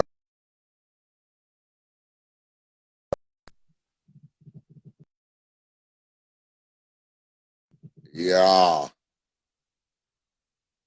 All right, Uncle Drew left too. All right, you know what? I had to turn off my Wi-Fi real quick, so that's why everybody else got disconnected. But let's go back to the topic, ladies and gentlemen. If you don't remember the topic, please read it. It's pinned on the bottom right there. I had to turn that Wi-Fi off, man. You know this country ass Wi-Fi. It's country ass town. Yeah, look, I had to turn my Wi-Fi out too. I was like, "What's going on?" Yeah, this country ass town. The hell out of here. Oh man. CeeLo, Wow. I don't know why you sent a request, CeeLo, because I'm not talking to you about that situation. You smash, it's all good. It is what it is. Hello? Uh-oh. Hey, Major. Good night, love. How you doing? What's going on? Well, I'm good. How are you? Good. Good to see you. Good to see you too. So what's going on, man? Let's dissect this topic real quick. Yes. Talk to me. Basically, I just feel like when you've been with somebody for a long time, the separation that they take could probably be like divorce to them. Seem like kind of a divorce. So that's Right. what I'm experiencing with my daughter's father. I feel like he's taking this as like a divorce. Like A divorce. trying to get full. How could it be a divorce?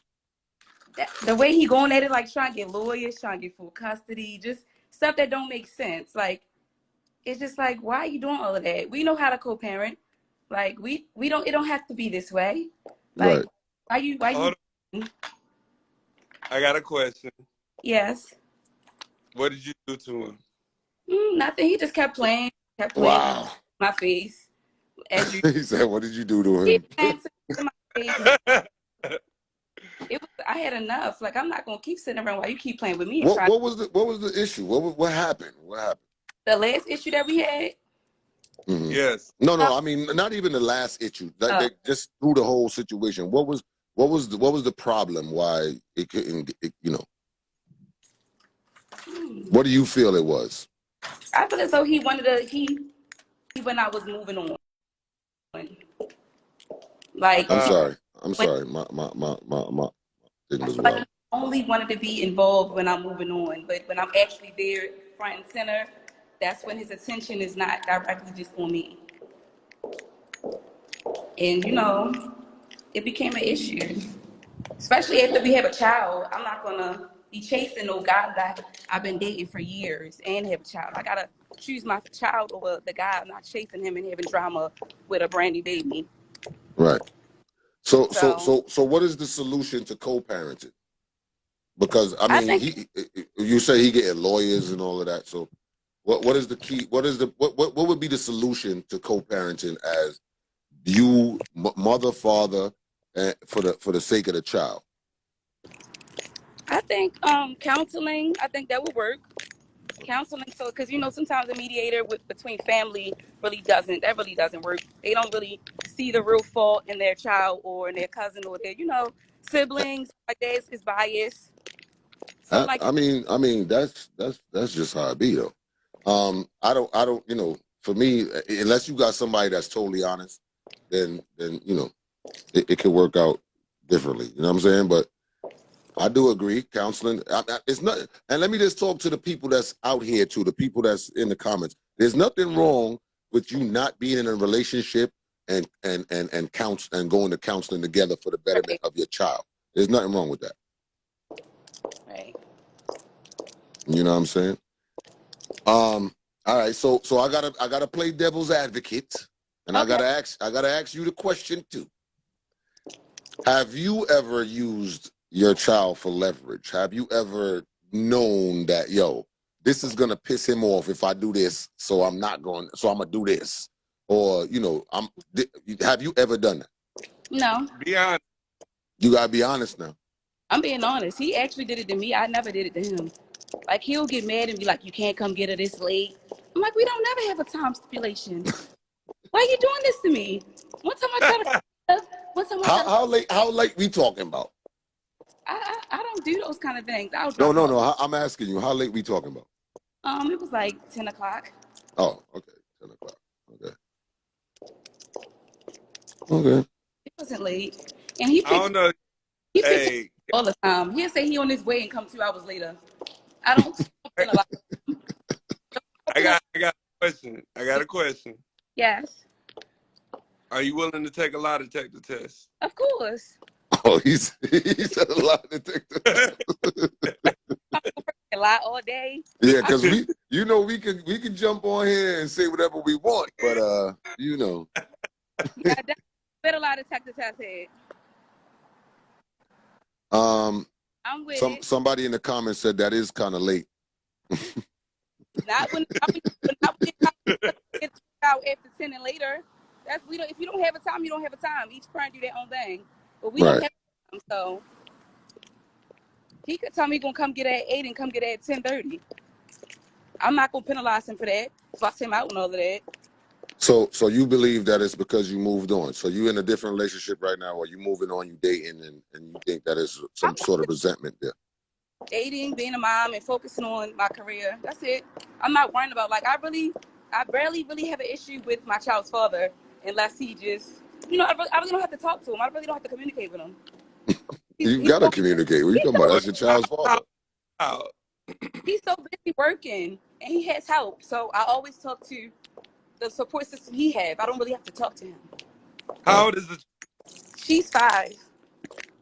So you really don't have a choice but to talk to him because, again, you're gonna do it however you want to do it, but believe it or not, you're setting the tone for the child if you don't talk to him.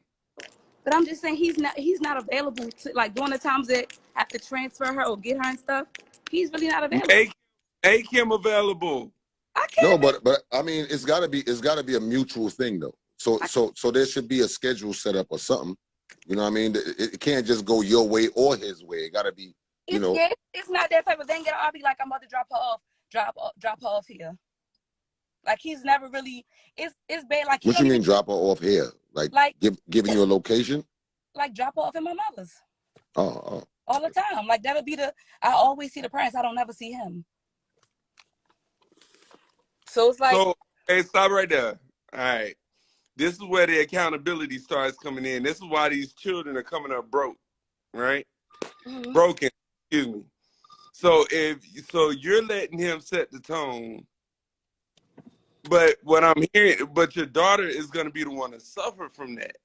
So that's what we're saying. So if you want him to spend time with the child, why are you dropping him off to his parents?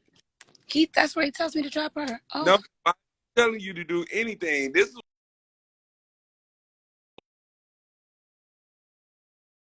knocking down walls and doing repairs to houses and at the stores. I don't know. this is coming from somebody that used to be busy. There's no such thing as being way too busy for your child. That's what I say. But okay, so if that's what you say, then you need to start changing the narrative and stop dropping her off at his parents' house and make him meet you somewhere else. Or yeah, but you can't say that. You can't say that if they don't get along. Well, true. If they don't get along, then if they don't get along, then you can't just be dropped because then it's going to cause a problem. It causes a problem that we don't even need to have. Right. So that's what I'm saying. Yeah, that would definitely be an extra problem. But you didn't see this problem before you brought this child into the world? Now the child came out. Come on now. I didn't see that he would not be like a real active parent. No, I didn't see that before I brought my child to the world. Because that's not how I see his family. So I didn't expect for it to be any different. So nope. Okay, so listen. Now I'm gonna clear up what I was Why saying. everybody saying your page is lit? What's on your Oh, page? I, I got somewhere to be. Well, everybody's saying your They page talking is about lit. your IG page. They on That's your they going on your page right now. Everybody's saying your shit lit. What's going on? What you got on there? a big artist, and I'm promoting my new single, Sushi. That's probably about. Oh, okay. Oh, So you're in the music industry. Yeah. Okay. So let me clarify something real quick before everybody take what I said the wrong way. All I'm saying is both of y'all have got to come to a mature place. And if your parents' house is that mature place, so be it. Do you talk bad about him around your child? No, I'm trying to tell you, we barely don't have to communicate. So it's like we're not sitting around talking bad about dad and stuff like that. I mean, we may have a few words, but I don't even let it go that far because I'm not gonna stay on the phone with him to go back and forth. Not even if my child not around. So that's not something I'm gonna do. Okay. Has it happened before? Yes, but that's not something I'm doing. Like that's what I'm actively doing. these people is out of line. I swear, these people be in people business. Somebody said your baby father acting like that because you like to dance around in panties. And I wouldn't even do that. That's new, y'all. Yeah, you can't have a serious discussion on this platform to save your life, boy. That's new, y'all. Oh man, go ahead. That's not nothing that we was accustomed to. So he alright. He don't follow each other anyway, so he'll be good. Well, I mean, what advice do you have, Drew? I mean, if you're doing what you're doing and it works for y'all, cool. Like now I'm being serious, right? Like at the end of the day, all I really care about is the child. The child is Wait, you got an OnlyFans? Oh, okay. I'm sorry. I'm reading the comments. Somebody said you got an OnlyFans. I don't know. Hey, they going in on you. What kind of music do you do? I made my first explicit song, so I've been out forever. Oh, but that's what's going on. Okay. Yeah, Okay. I never made an explicit song in my whole career, but this is my first explicit song, and yeah, it's lit. Like it's really a good song. It's really trendy. It's really talking about all that crazy talk. But yeah, it's something different. I deal with it, but it's not really my 100%. Something I'm promoting. Like I'm selling nothing. Oh, okay. What type of music do you really, really do? I do rap music and I write music. I do songwriting as well, R&B and rap. I'm asking because I was just curious because I am in the music industry too. So All right, I was let's not get sidetracked, bro. You sound like you about to produce something. Let's not get sidetracked, bro. What the fuck? I was just asking because I was Hey, curious because of the comments. you sound like you about to put her on a track. What the fuck? Yeah. Let's stay on course. Let's stay on the point. We trying to fix some things here. It's like, how are you protecting your child in your situation, though, for real? What do you mean? I mean, how do you protect the relationship with your child and her dad, being that y'all are not together? Mm-hmm.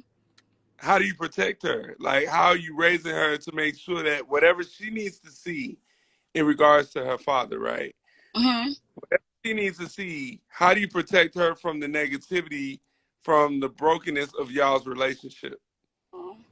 I don't know. I just show her as much love and attention that she really needs. As far as what her father can or can't do for her, I don't know, because we used to do stuff together as family, but that really wasn't working out for us either. Why wasn't it working out? What happened? It's just like it seemed like he always angry or mad or something. Like the last time Layla was like, can daddy come with us to Kingston, man? I was like, yeah, why not? He can come. He was surprised. Like, I'm not mad. Why are you mad? Like, what is the problem? I hope you're happy. I want you to be happy because I feel like you're very bitter or you're holding on to something. Like it's nothing to hold on to, babe. You messed up. You wanted to live your little life. Live your life. The purpose of the topic, right, for this topic that we was talking about was to because the question of the topic is this: what are the effects, and how do you affect your children with the situation, with the relationship between mother and father? So, I mean, I strongly believe that two components of a child is the mother and father that is necessary. It's Right. needed. And like I said earlier, I don't see how we could ask to raise children that in love and in respect and value when they don't see that happening between their parents. Oh. So that needs to be established. So that's basically what we're dealing with here. Like, how do we fix the situation so that your daughter can have both components in her life without, the arguing, without the, not seeing y'all talk and all that other stuff? I don't know. Maybe somebody never talk with him. I don't know. Okay. I'm open to it. I don't have a problem with communicating with him. I don't have a problem with being around him and stuff like that. It just, I don't know. It's always something negative. So he got the problem with you. You don't got a problem with him. I could do something small and he'd just say something real negative about me. And I'd be like, okay, I'm not going to go. So what I'm saying is he hasn't gotten over you. It seems like he not, but I don't pay no attention. But it's like every time there's a conversation or a fuss, he's straight trying to jab for stuff that we're not even on that level. What are you talking about? I'm telling you that's what it is. He hadn't gotten over you. So did you break up with him or did he break up with you? We wasn't together. Just stopped talking to him. Like, that's our relationship has been like we've been together for years. Y'all had to break up at some point. Who broke up with who? That was his question. Oh, well, I broke up with him. Okay. So I mean, it goes back to what I said. He's not over you. It sounds like he doesn't have closure. But at some point, for the sake of the child, have you ever thought about giving him closure as to why you broke up with him? He know why. Yeah, he know why. he actually even tried to have closure like 4 months after we stopped talking, or 3 months after. Like, I was like, what made you take so long to even try to talk to me? Like, that's kind of weird. I thought you just owned me and abandoned me. Like, why would you wait this many months to try to reach out and want to do something with me? Like, my mind can't wrap my head around you actually seriously. Like, it was weird. Now people reciting your lyrics. I'm done with y'all. Like, I'm not even reading. Yeah. Somebody in the comments that eat my pussy while I'm eating sushi. I'm done with y'all. Go download, go support and stream that song since y'all want to know the same lyrics. Go make a TikTok video. Go make a TikTok. Yeah, the hype squad is different. They don't play over here. I'm telling you. Yeah, probably be ready. Look, they on me too. They talking about wifey.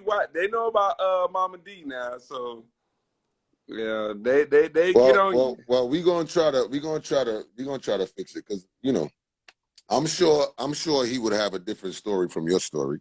You already know. So we got to try to find some way to fix the situation. You know what I'm saying? So that's what we're gonna do.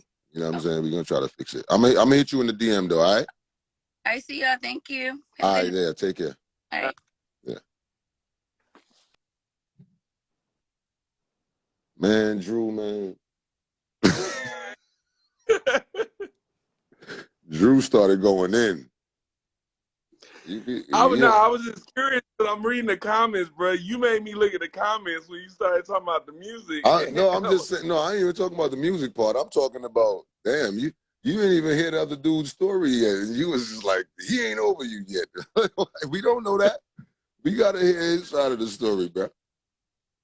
He might be like, yo, this, that, and the third. You know what I'm saying? So that's why I wasn't really commenting on it, because I know that it's two sides to every story. And yeah, true. I Yeah. was just trying to add a little flavor, but now in all seriousness though, the only thing I was worried about, she's saying he doesn't have time. I would love to hear his side because you know he may be working hard.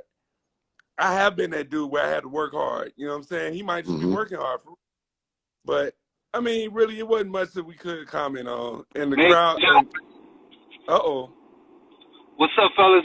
Yo. Major, what's up? you know who I am already. You see me on your page before. Mister, Yeah, what's good, bro? How you? ain't nothing. I want to tell y'all a little story. All Some right, shit go I ahead. went through. All right. All right. Since y'all were on the subject of co-parenting and so on and so forth, this Right. is a little bit off topic, but it's around the same thing. All right. I'm married, you know, and I have 5 kids. 2 Okay. outside of my marriage. Before I got married. Okay. My oldest is 32, and my oldest girl is 32. My oldest boy is 28. Okay. And they're from a previous relationship, right? Now, when I found out the girl who I was dealing with, my baby mother at the time, was pregnant, I also found out she was dealing with some other people. Right. So that's why I left her alone. Mm-hmm. So anyway, long story short, she took me to court for child support. Mm-hmm. Oh, this sound like my story. No, but check this out though. But it sound like She you ain't didn't- get it sound like you ain't get away from yours. I got away from mine, bro. Nah, she didn't take me to court right away though. That's the thing. She waited Me 3.5 either. years to take me to court. Me either. My child, the child that she was giving me was like 8. See what I'm saying? Some real bullshit they be on, right? Anyway, you know, me being the man that I am, I took care of my responsibility. Once I found out that the baby was mine, I took care of her. And my daughter seen her mother for who she really was. You know what I mean? Mm-hmm. Now, a couple of years ago, she texts me and says she thinks her son is my son, right? Her son is 26 at the time. So she texted you thinking it was the son? Yeah, she texted me and told me she thinks her son is that I'm the father to her son. Oh, the other boy. Right. Now, and he's 26 now? He was 26 at the time. This is 2 years ago. Okay. Now, at first when she said to me, Wait. So who the hell was the father the whole time? It wasn't you. So who was? She had some other nigga thinking that he was the pop, yo. Oh. All this time. Even my son said to me, he said, yo, I always felt that in my heart he wasn't my father because he didn't look nothing like me. Not to mention, we only had like 2 conversations. He hasn't been in his life the whole time, but his name is on the birth certificate. The dude name is on the birth certificate, so he was taking care of him? On the birth certificate. He wasn't taking care of him, though. See how chicks do? They pick up random niggas, and niggas don't even take care of shit. She didn't have him on child support, did she? She has 5 kids, and every one of them is on child support. Every one of the baby fathers is on child support, bro. So the man whose son, I mean, the supposedly son is his father. The supposedly father, he was on child support too. After she left the nigga, she put him on child support. Ain't that foul? A kid that's not his. Well, she had him thinking. She didn't know it, but he didn't know that wasn't his, right? He didn't know, but she did. Because I'm guessing that did you do a paternity test to find out if it was yours or not? I went. Me and him sat down and had a conversation 2 years back when he was 26, and he said, you know, always thought that you was my father, and I said, you know, I looked at your pictures, and the more I looked at them, the more I seen a resemblance between me and you. I said, you know what? We sat down, we had a drink, because he old enough, and we took I bought the test myself actually, right? And we went and took it, sent it off, waited 2 weeks for it, found out he was mine. Wow. So wait, you know let me just bring everybody up to bump with the story. All right. So you have 5 children. You're married. 5 children. Right. 2 out of the 5 is with somebody else. Right. At the time you was with this person, you thought you only had 1 child with her, and she had a child for another dude. Yes. The whole time. That's what you was thinking. Yeah. Yeah. That's what I thought. I thought that. Now that your child is 26, because she had this dude, she had you and this dude on child support. Absolutely. So now Both that the child is 26, and you find out that you was his father the whole entire time. The whole entire time, bro. And then she has the audacity. She has the audacity to send me a text afterwards when I find out that he's mine, and we're all emotional. Me, my son, and my daughter. She says, you know, I made mistakes in life, and you know, and I apologize. We should move on and try to be civil. That's what she said. Yeah. Civil. Like, are you fucking Ain't he serious? 28 now? Ain't he 28? He's 28. He got resentment towards the daughter. Got resentment towards her too. I was just about to say that. I was just about to say that. Now definitely got. Now she I definitely created. got resentment towards her. She created a narrative in her kid's life where now, and this is what I was saying from earlier. Kids don't stay small. Forever. Eventually they will get older. They're gonna have questions. Eventually they're gonna do their own research. I said to myself, because I know I was going through it while they were young. Because, you know, kids are real impressionable. You know, they listen. They take to their mothers, you know, more than the fathers, especially if they live with their moms. So damn. You know, I got know. a question. I got a question because I've never been on child support, so I don't know how the child support thing works. But let me ask you a question. Could she hit you for back pay? At that time, this was like late 80s, early 90s. Yeah, I got hit with back support, bro. No, but not for him. They don't even do that no more. But not for him though, right? No, not for him because. But that's what I'm asking. Yeah, but that's what I'm asking you. You said you found out that this is your child two years ago, right? Right. She can't hit you for back pay now, right? Nah, she can't. Oh, okay. She can't. He's a grown ass man now. She Yeah, but get that. I don't know. No, hold on, stop. She can. Whether or not it will stick is a different story. She could hit you, but whether or not it would stick is a different story. But you know what though? I think the person who signs the birth certificate is the one who's probably responsible for that. They'll probably hit him. That's a fact. There was a dude that signed the birth certificate in New York, and the child was like 19, and he found out the child wasn't his, and he had difficulties taking his name off the birth certificate, and he had difficulties getting his money back. But you know that I know somebody. There is and I won't go into detail, but there is a remedy for stuff like that. It's just a matter of it's called a hit. It's called putting a hit out. Yo, you know what though, Major? I know somebody who had the same situation like me, and he found out the child wasn't his.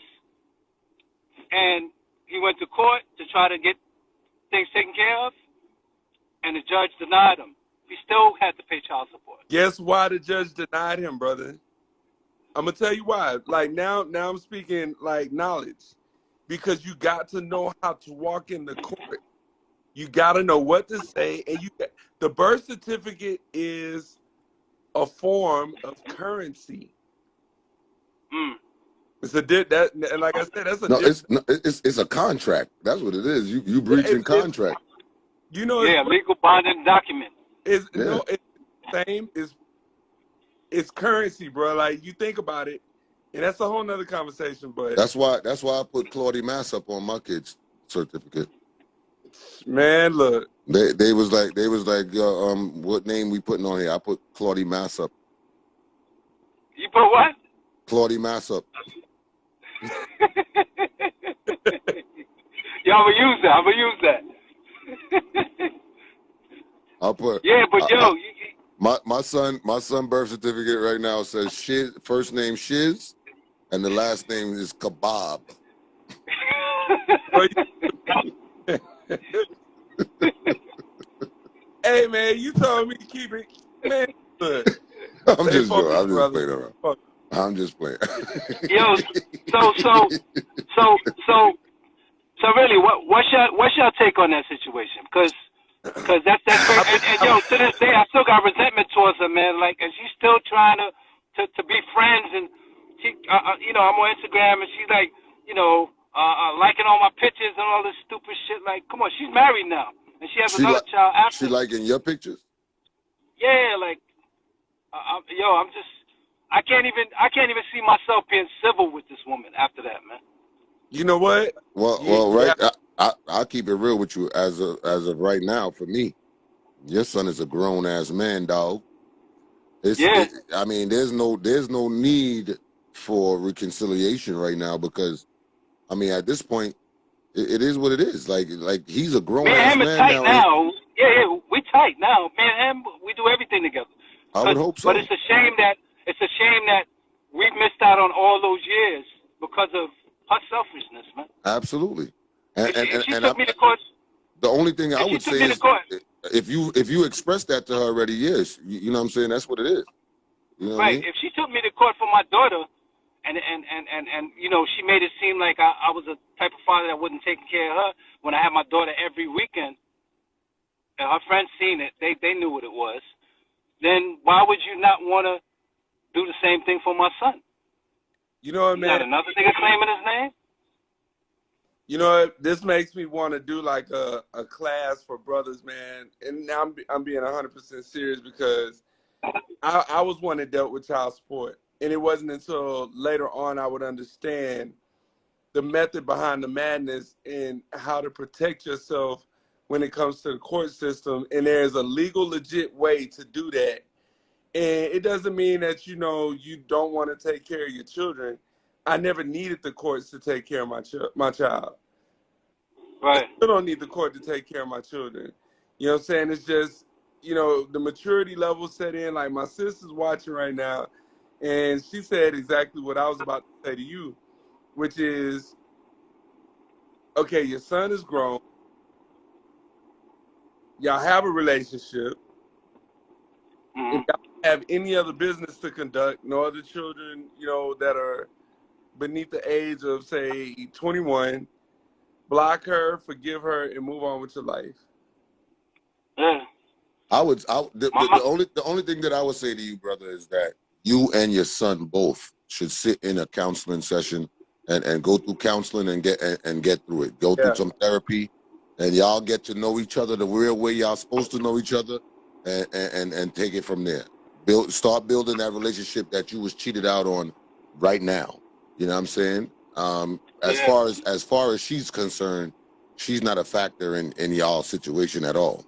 Because she robbed you from being a father because of her infidelity, her irresponsibility. I don't know, whatever you want to call it, but you know, she robbed you from being a father. But I mean, if you on the bright side of things,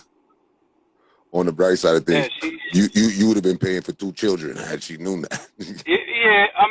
But you know, but you can't put no value on the relationship with your son.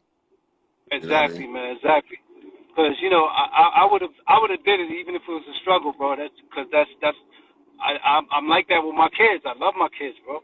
You know what I mean? So for her, it's just certain things you can forgive people for, man, and certain things you just can't see yourself getting past. I will say this, brother. I will say this.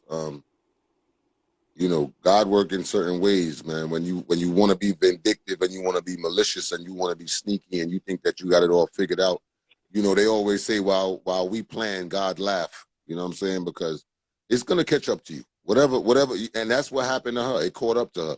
You know what I'm saying? Because for some reason, y'all kind of, I mean, that's your child, so that's your blood, that's your DNA. So y'all kind of felt that connection The already. connection. And when she realized that you was going to dig into it, she had to come clean. That's what it sounded like to me. Nah. But you know what though? She wasn't even going to tell me. It's my son went to her after looking at my pictures and said, you know what? I think that he's my father. And then she decided to come to me and say something. All right, so let me ask you this. Do you feel like she knew that dude wasn't the father, or do you feel like she had no clue? I absolutely think she knew, man. I absolutely Well, that's not a definite answer though. No. That's a definite answer, bro. No, it's not, because you saying you feel like she knew, but no, I said I definitely think she knew. Right, you definitely think she knew, but what I'm saying is we don't know if that's a fact or not. This is what I'm saying. So was she being, malicious? Was she, hiding it from you? Was, you know what I mean? That's what I'm saying. There's a difference. She was hiding it. She was hiding. You know what it is? I'm friends with a lot of her girlfriends because we all grew up together. Mm-hmm. And one of her girlfriends who I'm close with, who's still friends with her, told me, you know what? I heard this from her a long time ago. Mm-hmm. Yeah. Same look I gave. So she had this. She probably had the thought in her head like, yo, it's either between you or the other dude, and probably because she was with you at the time, she had to give it to you. Right. Which I'm not justifying. It's a fucked up situation, but if she in a relationship with you or y'all was dealing and y'all already had a kid and she went out and stepped out and fucked some other dude, she would have gave it to you. Yeah. Right. And that's just natural. That's just natural thinking. Like she would have gave it to you. That shit was hella foul, man. It's fucked up. It's fucked up, but it is what it is, though. So I have a question for you. So you said 26 years later you found out this was your son, right? Uh-huh. Was it at what time, if any time, did you ever feel early on that this may have been your son?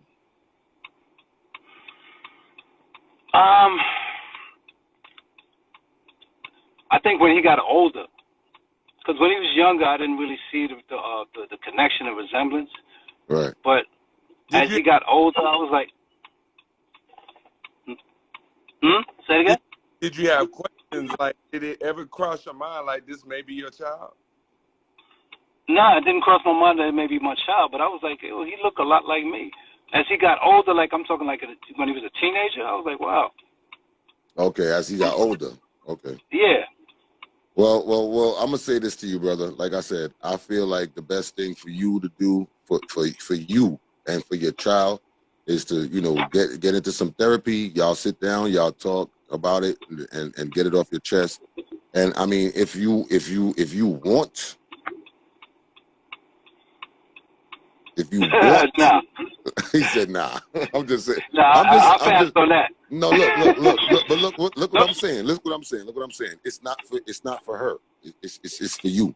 It's not for her. Right. It's not for her because you got to understand. Even when we forgive people, we got to forgive them for us, not for the person, because it's a sense of release.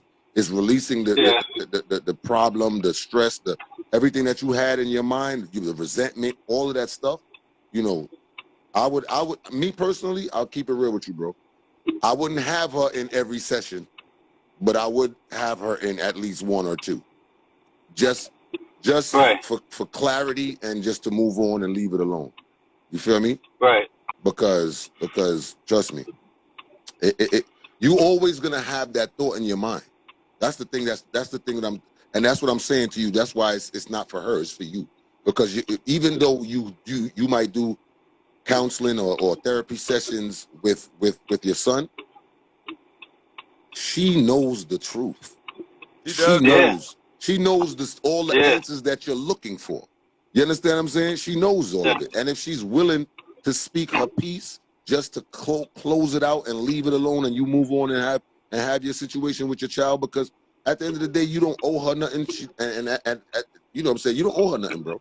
But she robbed you of a relationship with your son for 26 years. That's a long time, bro. She owes it to the kids, if anything. This is Forget what I'm about me. saying. This is what I'm saying. So not even just for you or for her, but for your son, bro. Right. A lot of people in the comments saying no, but that's because they're not thinking correctly, bro. Yeah. You understand what I'm saying? Your son has a lot of questions that needs to be answered by both parents. Absolutely. Yeah. So like I said, if it's just one or two sessions, she needs to be there. And believe it, bro. I'm gonna tell you something. But I'm just saying, you know. That's true. I agree with you 100%. Now it's just her being willing to do something like that. You don't think she would be willing? I mean, at this point, she owe it to her child. It ain't got nothing to do with you. You know what? I'm not sure where her head is, and we haven't even had a conversation. You haven't spoken about it since you found out? Nah. She just spoken.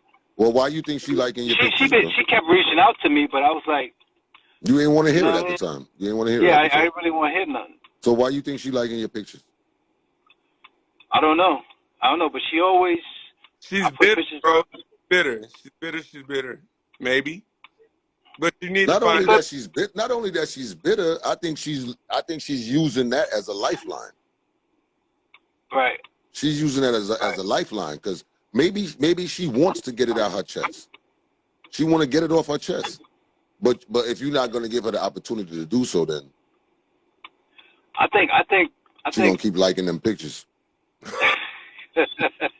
I think I need time to get over, to get, not even get over, to just get my head right before I do that. You know what I mean? I'm still trying to rekindle with my son. You know, her liking your pictures is like texting you and saying, hey, what's up, big head? Mm-hmm. Shit like that, yeah. You feel what I'm saying? When she get totally ignored, then you know. Exactly. It's like, oh, I reached out to your father and he didn't respond to me. Right. My kids looking at her like, why you think he ain't responding? Well, they grown now, so they know why. They like, what the fuck do you think, Ma? You know what I'm saying? But that's what I'm saying. Like just consider it, brother. And it ain't no rush. Take your time, bro. Take your time to when you are comfortable with even sitting down in this, because there's gonna be a lot of emotions in that in that session, bro. There's gonna be a lot of emotions flying. There's gonna be a lot of breaking down. It's gonna be a lot of that because that's a significant matter. You know what I'm saying? That's not no easy matter to deal with. You know what I'm saying? Like I could only imagine if I had a child for how many years and the person gave it to somebody else, and then now I'm finding out that this child is mine. That's crazy. You know what I'm saying? And I'm telling you, believe me when I tell you, brother, you're going to feel better within yourself. It ain't for her. I'm telling you right now, it ain't for her. It's for you, and it's for that boy. You feel me? So hey, let me say this to you, brother, because this is what I did with my son, right? I had a conversation with my son first, and then presented the table open for the three of us to talk. Okay. You know what I'm saying? Like I had a conversation with him, like, and he was asking me questions, but what I did was I had evidence from the time that times where I called where he wouldn't answer, or I screenshotted different messages because I thought like this was a child talking to me, but later on I would find out that was texting me. That was his mind goal of him texting. I'm also going to put this into perspective as well, right? Think about your daughter as well, the one that knew you was her father. Yeah. You understand what I'm saying? Yeah, but you know what? That's the whole situation between both of them was an emotional issue because their moms put me through a lot and unnecessary stuff. Remember, I didn't meet my daughter until she was almost 4 years old, man. I had to go to court and all that shit. You know what I mean? because I You wasn't got a sure of the blinker on or situation. something, bro? What is that? You turn the blinker Oh off. yeah, you hear it? My Yeah, bad. that shit loud as hell. Yeah, so that was the situation, you Yeah. know, and so they're still scarred by that, man. They're still scarred by that. Well, that's what I'm trying to tell you. Like, you know, think about your daughter too. Your daughter got some unanswered. Trust me, as much as she might be, you know, playing the all right role and all that, she got a lot of unanswered questions too. So you know, you definitely gotta I mean, as far as I'm concerned, everybody needs to be up in that, because Yeah, I everybody, mean, trust me, everybody needs to express themselves in their own way. You understand right. me? So, and like I said, you don't. It ain't got to be like a family thing or y'all going every week. Just, you know, that person participate, get it off their chest, and you know, move on. You Yeah, know, so I yeah, would even say, you know, of course you got to do things with your son one on one, but I really feel like you know, your daughter and your son definitely need to, you know, have that transparency.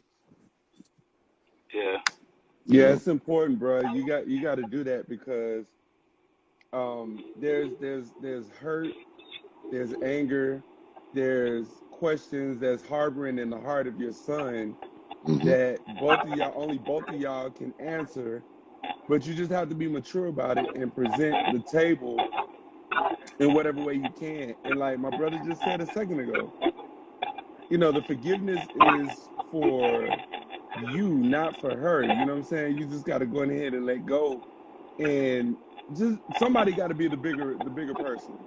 I'm gonna add somebody while we talk. Go ahead, go ahead. All right, somebody's got to all be the right. bigger person. You know what I'm saying? And it might as well be you. At least you got the opportunity to get your son back in your life. Right, That's the biggest thing. right. Yeah, because God forbid if something would have happened to you and he found out after, Oh that would have man, been heartbreaking. yes. All Yeah. right, hello, Hello. how you doing, love? I'm good. Talk to me. Um, so I have 4 kids, right? Mm-hmm. I have 2 baby fathers. Mm-hmm. Um, Two of each. yes. Okay. The first relationship, it was horrible. Got into the second one. I had 2 kids for him. In the beginning, he was a great dad, right? Mm-hmm. Then he became really abusive. Mm-hmm. And it's like I didn't know how to leave, so I just Right. stayed. And you know, my kids would watch it and they would cry and they would try to help, help their mom. Absolutely. So now it's like, after I had my son, like I finally got the strength to leave him. And I never set boundaries. So he was always able to do as he pleased, ring the bell, come upstairs, Mm-hmm. until I put a stop to it. And I was kind of scared because it's like when you never have boundaries and now you got to tell somebody no, Especially it's somebody that like, was abusing you. right. It's like you don't know what the outcome is going to be. Right. So Mm. one day he gets mad because he thinks I'm supposed to initiate the relationship between him and his kids. Hold on one second, bro. I'm gonna let you go. All right, brother. All right, bro. But Good talk, man. look, yeah, definitely hit me up on the side if you. I mean, you know, if you want to talk a little more or whatever. All right. All right, bet. Take All care, right. y'all. Yeah, All right, you much too, blessings. brother.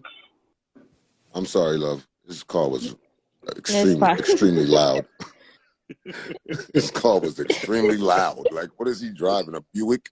Anyway, let's go. All right, so go ahead. So you in this abusive relationship with this guy. You finally get away, Right. and So never he gets never had no boundaries. So now he's walking upstairs. He's coming in, all of that, right. and you had to let him know that that's not okay. Right. So I said to myself, like, eventually I do want to be in another relationship, but I don't want that next man to be uncomfortable because now, my kid's father feel like he can just do as he please. Right. So I had to, set boundaries for that. Mm-hmm. And so what happened was he gets mad because the kids don't call him. He feels like I'm supposed to tell the kids, call your dad, call your dad, call your dad. And I'm like, I'm not doing that. Mm-hmm. I have they could call him on their own. So one day he called the kids downstairs and they all went. And they all came upstairs crying. And I'm like, what happened? And he was like, oh, he slapped all of them, even the ones that's not his. What? Yes. He slapped And your children that's not his children? and his own kids. For what? What happened? Because they didn't call him. I know, right? It's weird. And I got so mad, and I felt like in that moment I had to be like the protector. Like now I had to stand up and protect my kids. Absolutely. So wait a minute. Is this dude still around? No. How long ago did this happen? We was together for 16 years. Hold on 1 second.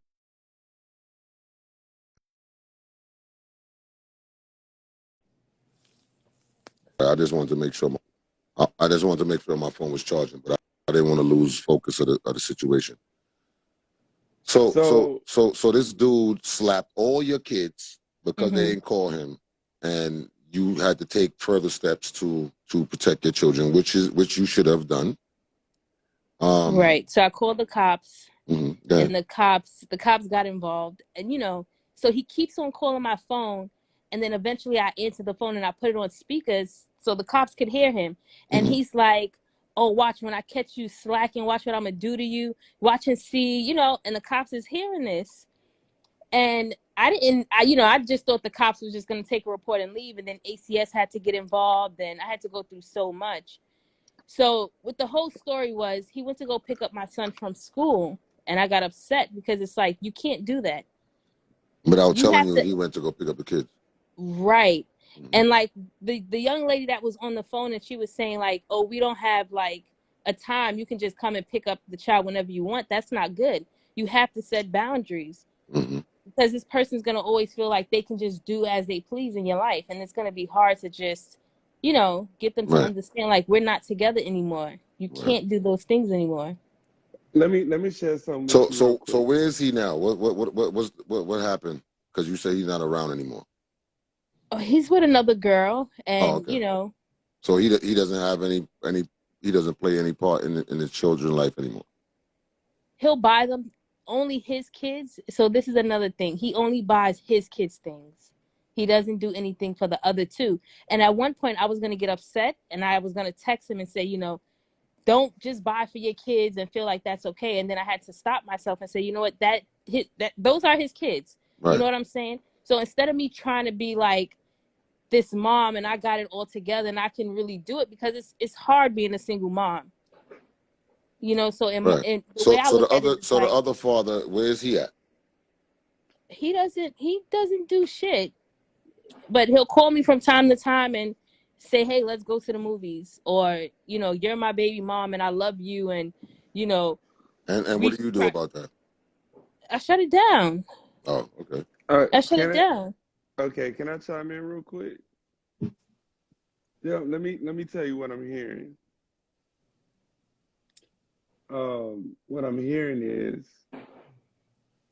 and correct me if I'm wrong, because I don't mind being corrected. Yeah, I just feel like there's a cycle going on. But go ahead. Yeah, like you're reaching out, trying to find somebody to be in your life, and I'm gonna tell you, Queen, that's not the way to go. Like, you gotta, especially now, you got these children. You know what I'm saying? And I'm gonna tell you, I know two people that were in a situation similar to yours. I lost a friend to being in the wrong place at the wrong time because of a situation similar to yours. And then I had a friend lose a child. She lost her son because she entrusted the man that she was dating with her child.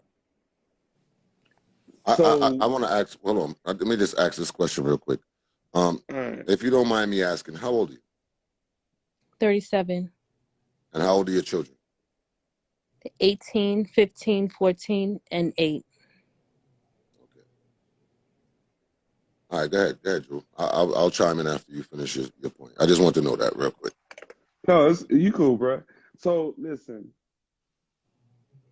number one, I need you to, for those of your children that are still in school, you have to put a layer of protection in there for your children at school. The last thing you want to do is not put that layer of protection for your children at school. And he goes up there and picks up one of your children, and God forbid something happened to one of your children because he's having a moment or a mood. It can be done. Secondly, you gotta step into the lane of maturity. You got to. So the two last Because kids is his, right? Yes. And you do said you they're have what, any 13 and daughters? 11? Yes. No, my oldest is 18. She's a No. girl. His Three kids. girl. His kids. Oh, that's the 14 and the 8. Okay, 14 and 8. Okay. How many daughters do you have? 3. Ma'am, I'm saying this to you in love and in all fairness. Absolutely. You're setting up a Atone for them. generational curse Yeah, you should. right now. Sorry. If you don't do something, and I'm gonna just say this, Well, she said he's not around anymore, right? Yeah, he's not around, but he texts his daughter. So he don't speak to me, but he'll text her and send her things. And all that's fine and dandy, but what I'm saying is beyond him. What I'm telling you is you have got to change your whole dynamic on how you choose a man. absolutely. But Yeah. you see, that comes from, again, oh God. Was your dad in your life?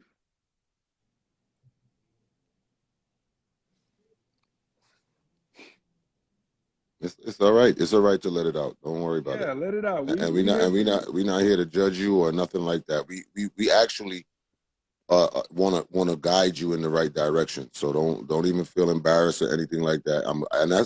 I'm glad you called in and just kept it anonymous, because this is a lot of situations that a lot of female are dealing with.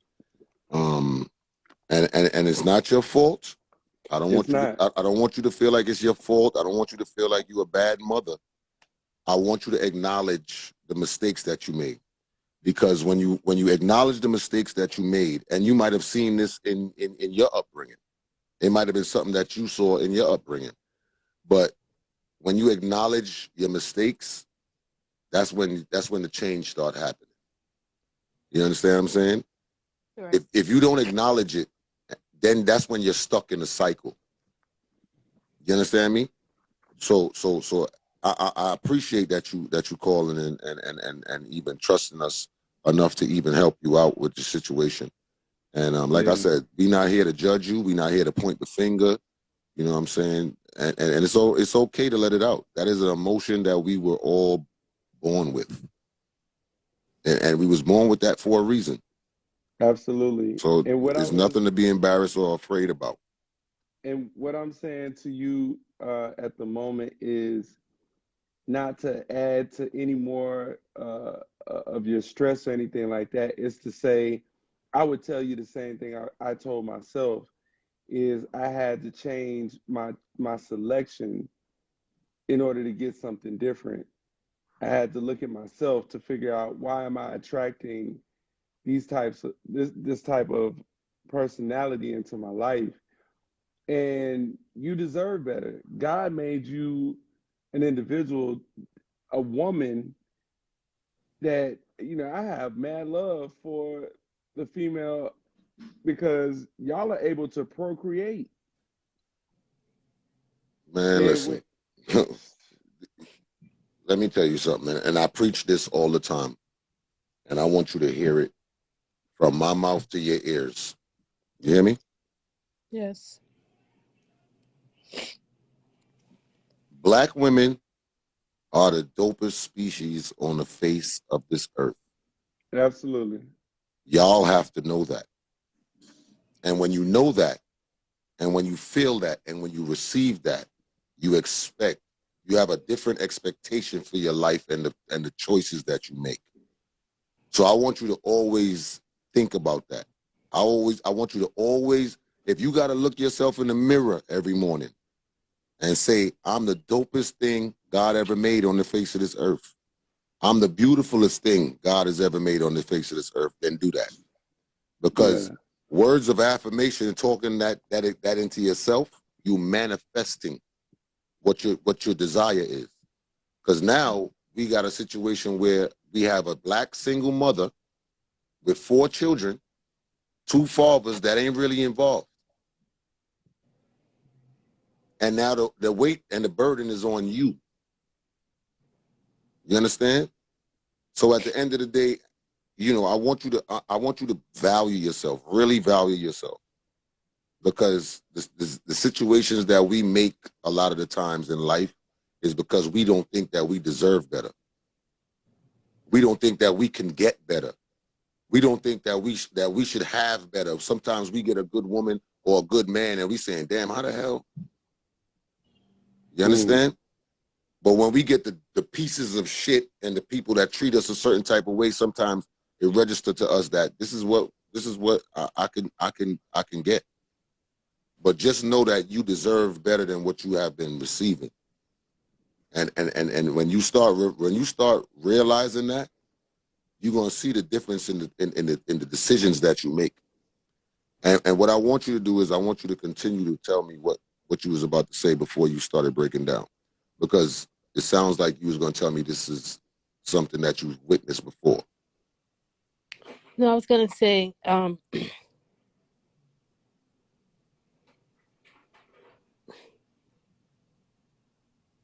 it's just, oh man, this is hard. Take your It's time okay. with it, Take your baby. time. Yeah, take your time.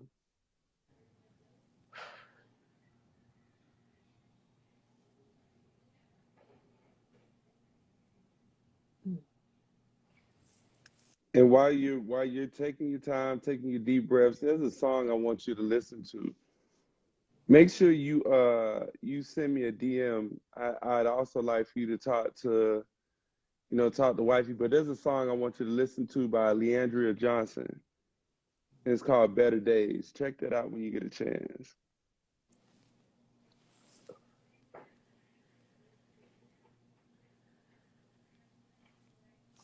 Yeah, so I was just saying, you know, it's important to have your parents in your life, because I didn't grow up with my parents. I was in foster care when I was 3 months. Wow.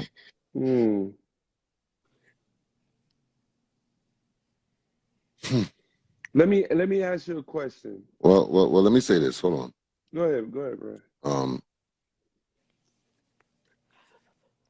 gonna say this to you, right?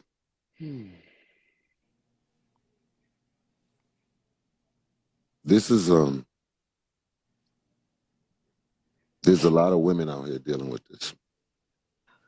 There's a lot of men out here dealing with this.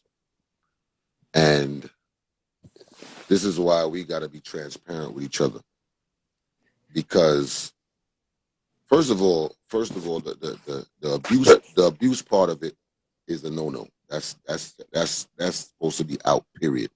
Right? That's number one. Number two, when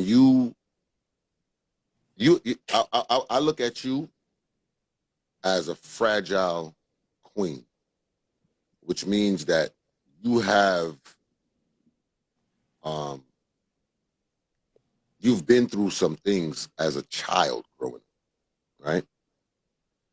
And you've been in a place that most people probably wouldn't even understand. You have to be very careful with who you give that information to. You understand that? Yes. Be very careful who you give that information to. You've been through a lot of trauma, and that's why it's breaking you down right now. Because you're revisiting it right now. But be very careful of that information that you just gave us. When you're dating and you're out there and you trying to find somebody, be careful on what you tell them, because there's a lot of people that don't mean you no good. There's a lot of people that's going to use that against you. There's a lot of people that's going to manipulate you because of that. There's a lot of people that is going to take advantage. So this is why we got to pull back sometimes to assess ourselves and to assess our own decisions that we're making. Because let me tell you something. I'm going to tell you this right now, and I want you to feel this and believe what I'm telling you. There's people out there that could spot a broken woman a mile away. Yep. There is people out there that could spot a damaged man from miles away. You hear me? Yes. So when people spot that, they gonna come to you like, yeah, I'm your savior, I'm that dude, I'm the this, I'm the that. But then you might start hearing that coming back to you. Oh, that's why your mother left you and all that type of disrespectful stuff. You understand me? So be Yes. very careful of who you told your experiences from to. Be very careful. And I think that right now you got 4 kids. And I know that it's rough on you. I know it's hard on you. I know it. I got 4 kids myself. Thank God their mothers is in their life. Although I still got it hard, but to be a mother, you are the one that they look up to, that they want you to protect them, provide. You know what I'm saying? They want that from you. So I know it's hard for you, and if any way possible I can help you, I will. Any way possible, whether it's to talk, whether it's you need financial help, whatever it is, I got you. Thank you. Yeah, But I'm just we're here for you. gonna say this to you. Just I want you to really take time for yourself. Take time for yourself. Rebuild yourself.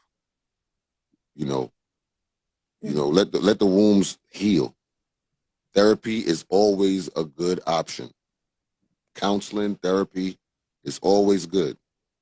It's always gonna help you out. You know? Like I tried like probably it's a lot. Probably like 2 years ago. I just met my brothers. I just met my sister. Your biological brothers and sisters. Right. I just met my parents. Mm-hmm. So it's like, even when I try to get questions from them and ask, like, nobody wants to tell me anything. Mm-hmm. So wait, were you the oldest? Yeah. So you were the firstborn, and then your mother and father had more children after you? No, so what my mom tells me is my mom and dad was married, and I'm the only child my dad has. But my dad was abusive, and she couldn't take it anymore, and then she just, gave me up for adoption.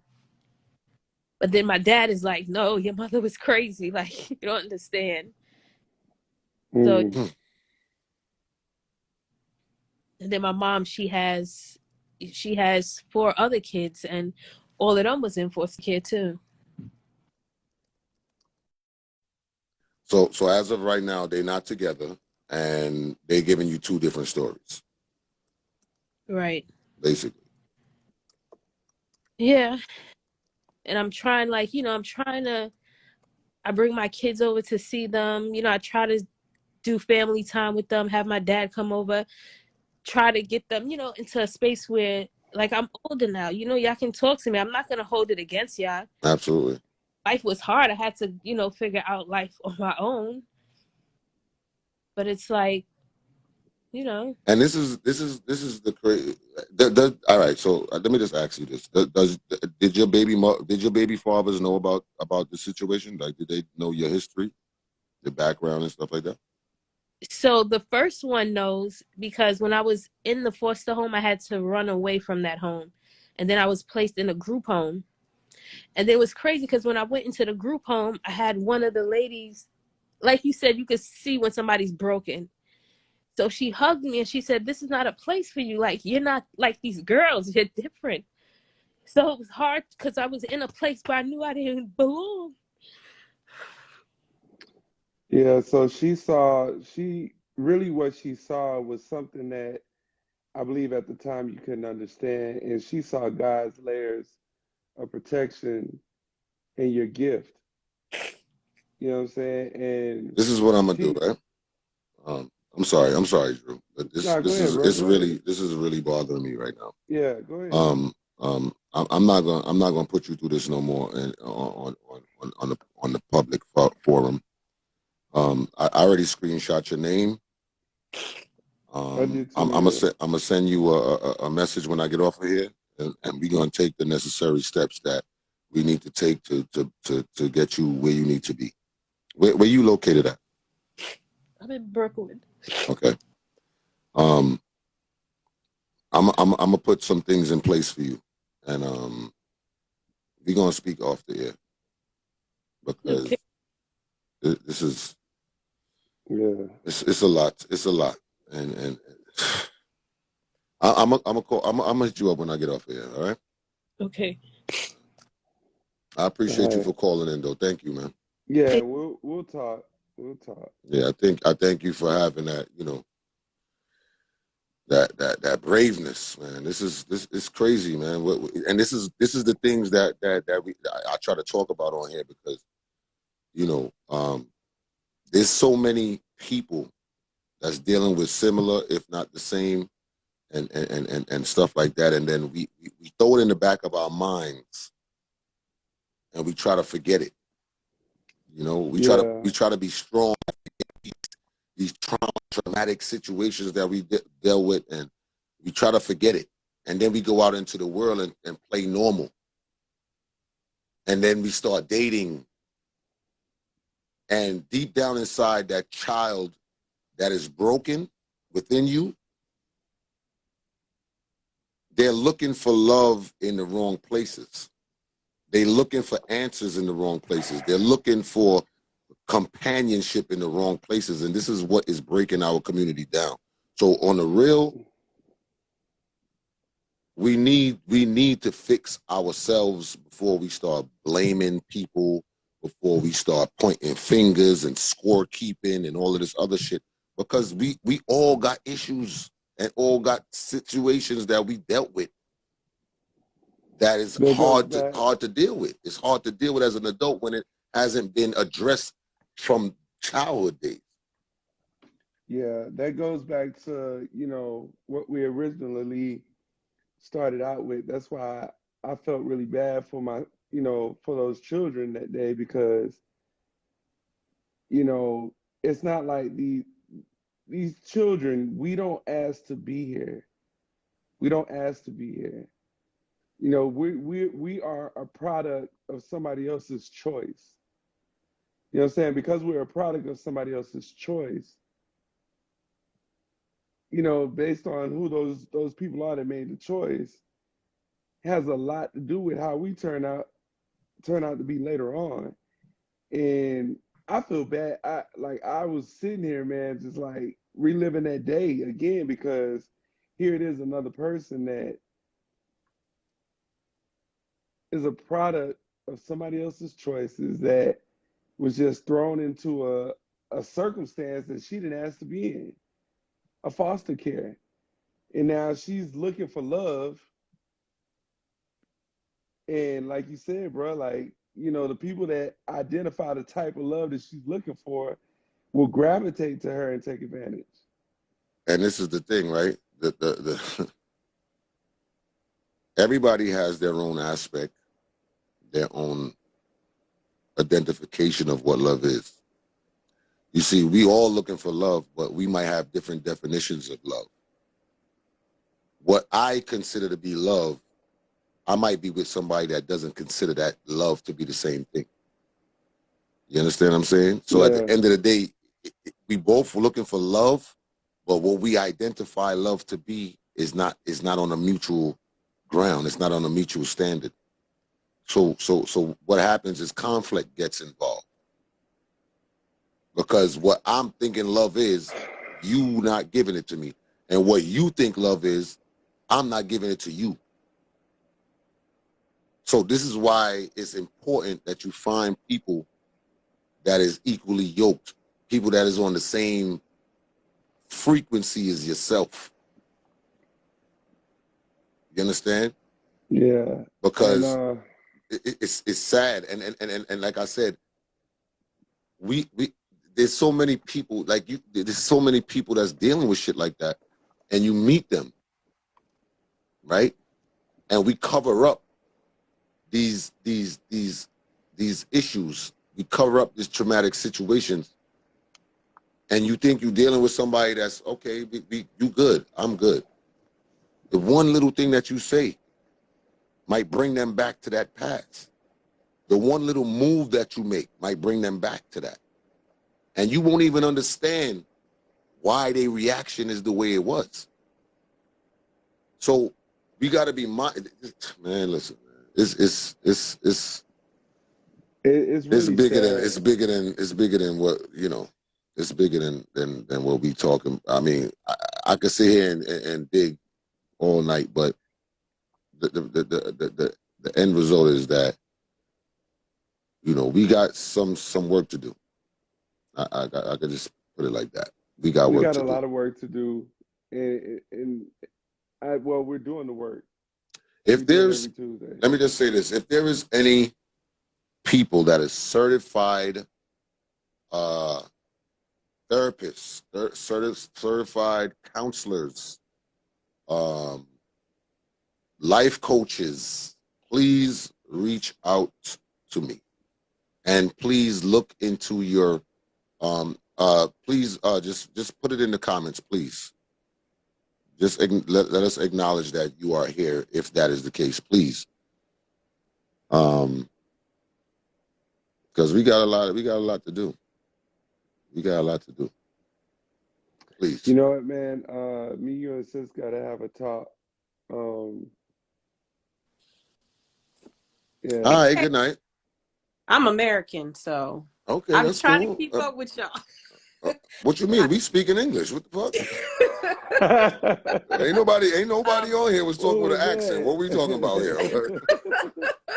I had wanted to talk to the young sister that was on because I've been married twice. I have 2 ex-husbands. I have 3 kids. I'm 42. And I wanted to tell her so bad to get therapy. That has been like the best thing for me. And part of healing, you have to be accountable. So my accountability and all is why? Because the first time I went to therapy, I just wanted to talk about why they cheating on me. And she wanted to keep asking me about my childhood. And I'm like, what the fuck you keep asking me about growing up? I'm telling you, this is cheating. I want to tell you about these fucked up niggas out there with. Yeah, now see, and because I was looking at the comment section, I'm like, this is the reason why people don't go to get therapy, Black people, because you have other people in the community and in your family. Like when I started going to therapy, you hang around too many of them white people. This is not a racial thing. This is just what my family says. My grandfather was a pastor. So my mom is, we pray it off. Just pray it off. You just got to pray it away. And me, because I have a background in healthcare, I'm a nurse. So I got to take psychology, and I was like, okay, all right, Mom, here's something for you. So if God loves us, right, and all we have to do is pray, isn't God going to put people in our path to get us the help that we need so we can still get therapy and still believe in God and do it both? So now I tell people, like, my journey is my journey. Your journey is your journey. Therapy is like, I think if you're Black in America or wherever, you should just get therapy. If you can afford it, if we work it for everything else, we can save up for trips to get therapy, because at the end of the day, there was a hurt child in me. I have 12 brothers and sisters. Mom and dad married. Dysfunction. Abuse, right? I kept getting married, one, because I didn't want to say no, because I didn't want to hurt anybody's feelings. I knew I shouldn't have got married. I got married twice. It is what it is. So you just said yes because you didn't want to hurt nobody else. I didn't want to hurt nobody's feelings.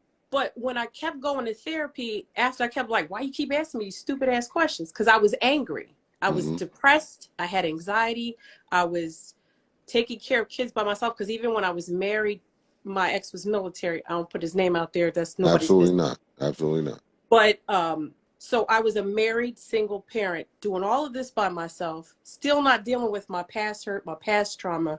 And the biggest thing was I lacked nurturing. So the first thing that came at me that looked like what love should be, stability, finances, savings accounts, a house. Yeah, He let's get said, okay, married. my dad wasn't. My dad was a bum. My mom was like, yeah, I got 14 kids because your father, he was light-skinned. He used that to his advantage. He looks good. I give you good-looking kids. Don't ask me for nothing else. So my family was very much headed by my mom and not my dad. So I didn't really have my dad to look at to go, I know what I don't want, but now what do I want? Right. So everybody keeps saying, oh, so this is what happened with broken homes and single mom home. Well, I had a mom and a dad. They're still married. They crazy as hell. They still married.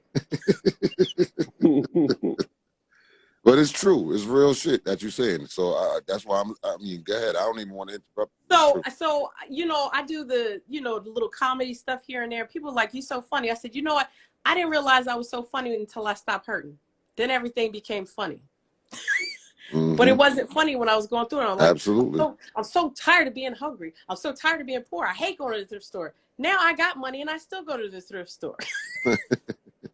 That's a fact. It's options. It's That's the a fact. option. When you have options, you be like, I'm gonna save this money because I like to eat. I'm a fat girl. I like to eat and I like to travel. And when I like to travel, I like nice places. So let me save my money here and there. But honestly, one of my husbands, we were just young. He from Trinidad. That's why I was like, I'm never dating a Trini again.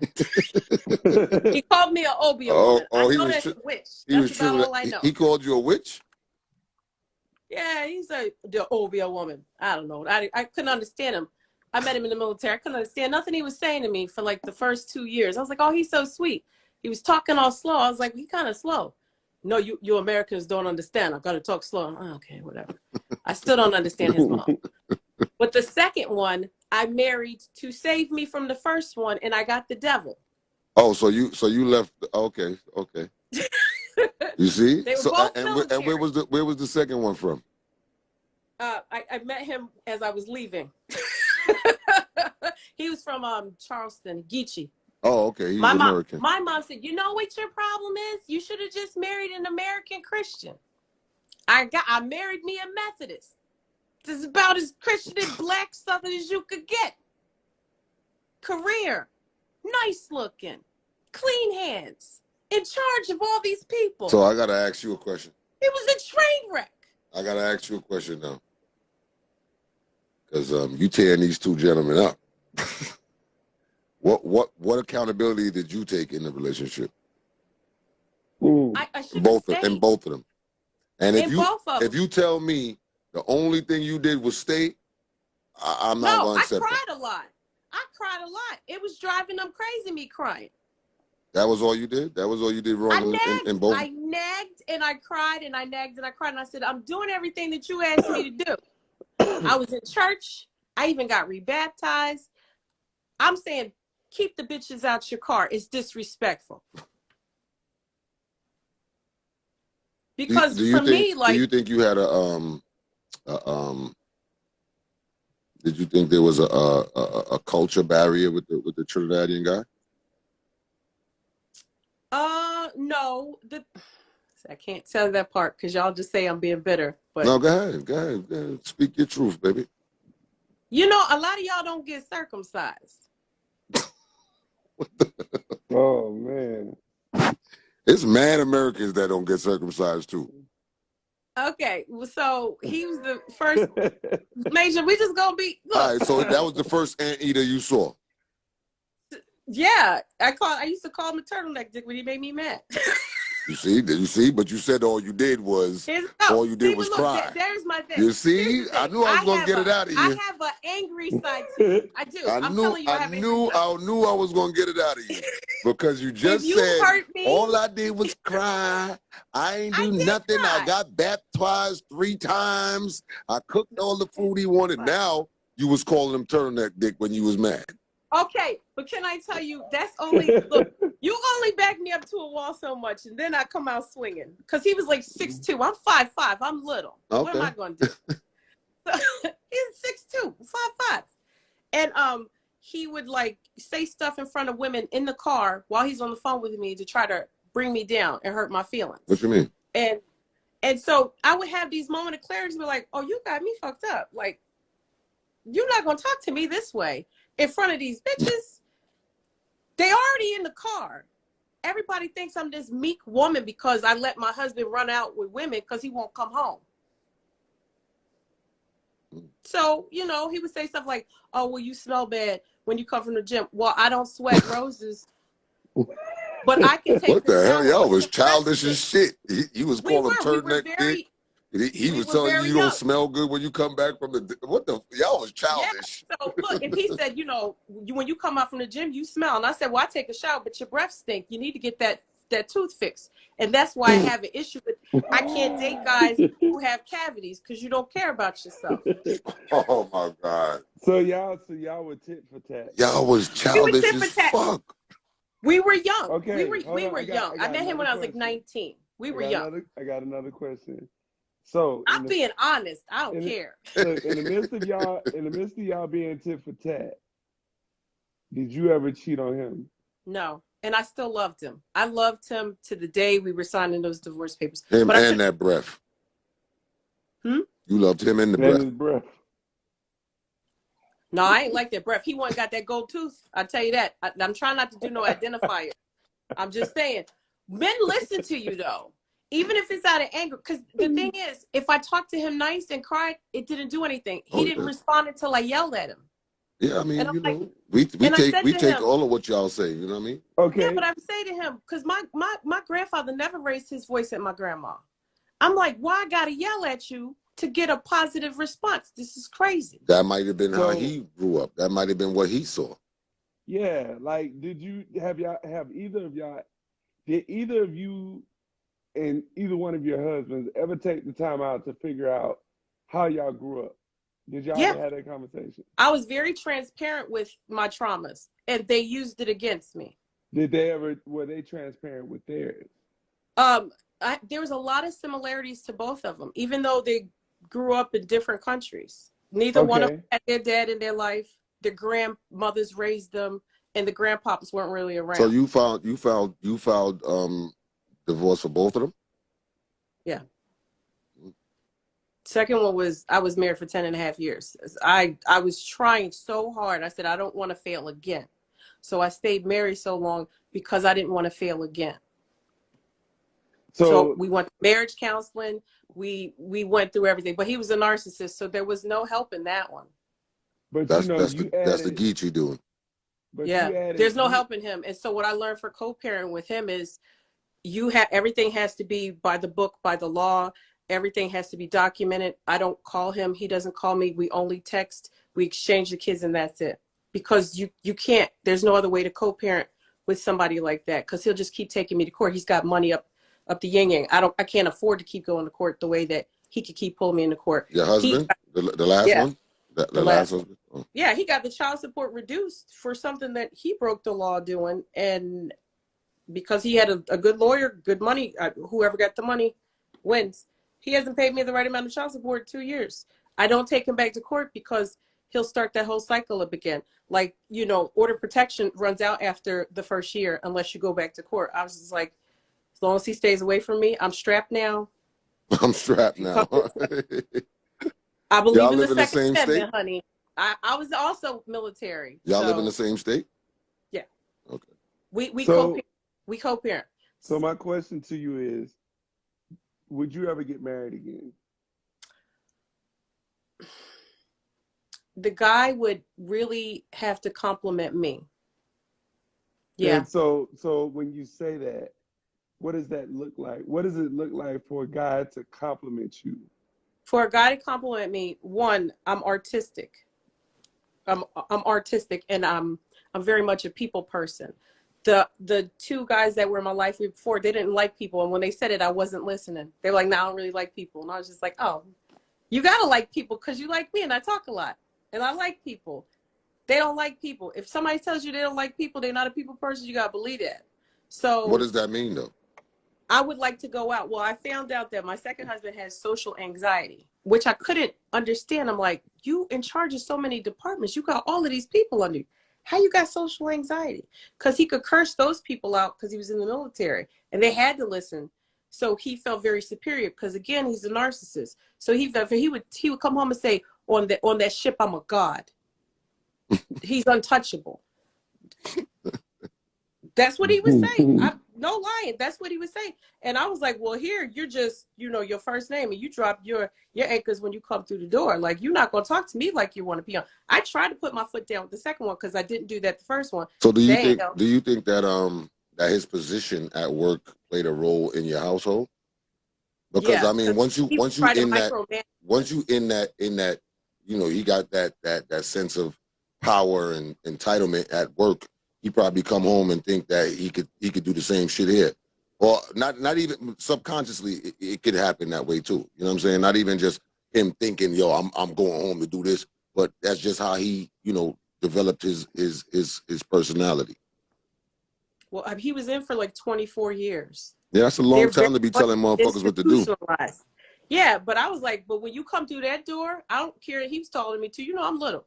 Yeah, but I'm just saying, he come home. I'm your equal. He didn't think, like that word. He didn't know how to separate it. That's what that was. No, and we went to counseling. We went to marriage counseling. He's a narcissist. He thought that the counselor was going to tell me I was wrong because in his mind he really thought everything I was doing was wrong. So when the guy kept giving him recommendations on how he could approach stuff different, he said, "When we going to do separate? I want to be separate." I was like, he's just ready to lie because he couldn't lie when I'm sitting right there. But if I'm out of the room, and so when this was a VA counselor, so they can't tell you not to stay. He just, when we talked to me separate, he said, "Do you think it's a good idea to move to your next location with him? I'm just asking you, do you think that's a safe idea?" That's all he asked. That's how they be doing it. Because they can't tell you to leave. They can't tell you to leave. Right. That's Hey, so let me tell you what I'm seeing and what I hear. So should you, in the event that you should think about ever getting married again or start dating again, I would just say to you that please always remember this right here, that you are an acquired taste for, and I'm being real, I'm not being funny, like it's gonna take a special guy. I already know. Yeah, so don't ignore the signs because y'all go ahead and talk. I'm gonna go use the bathroom real quick. Okay. Take your time. I got you. You don't want to ignore the signs because in the fact that you are an acquired taste. I am. Yeah, the right guy that comes along, he's going to know that. Everybody else is going to take you for whatever they can get, and they're going to keep it moving. You understand what I'm saying? So, and then you got children. You say you got 4 children, right? No, I got 3. I got a college, you got 3. And then I got 2 middle schoolers. Okay.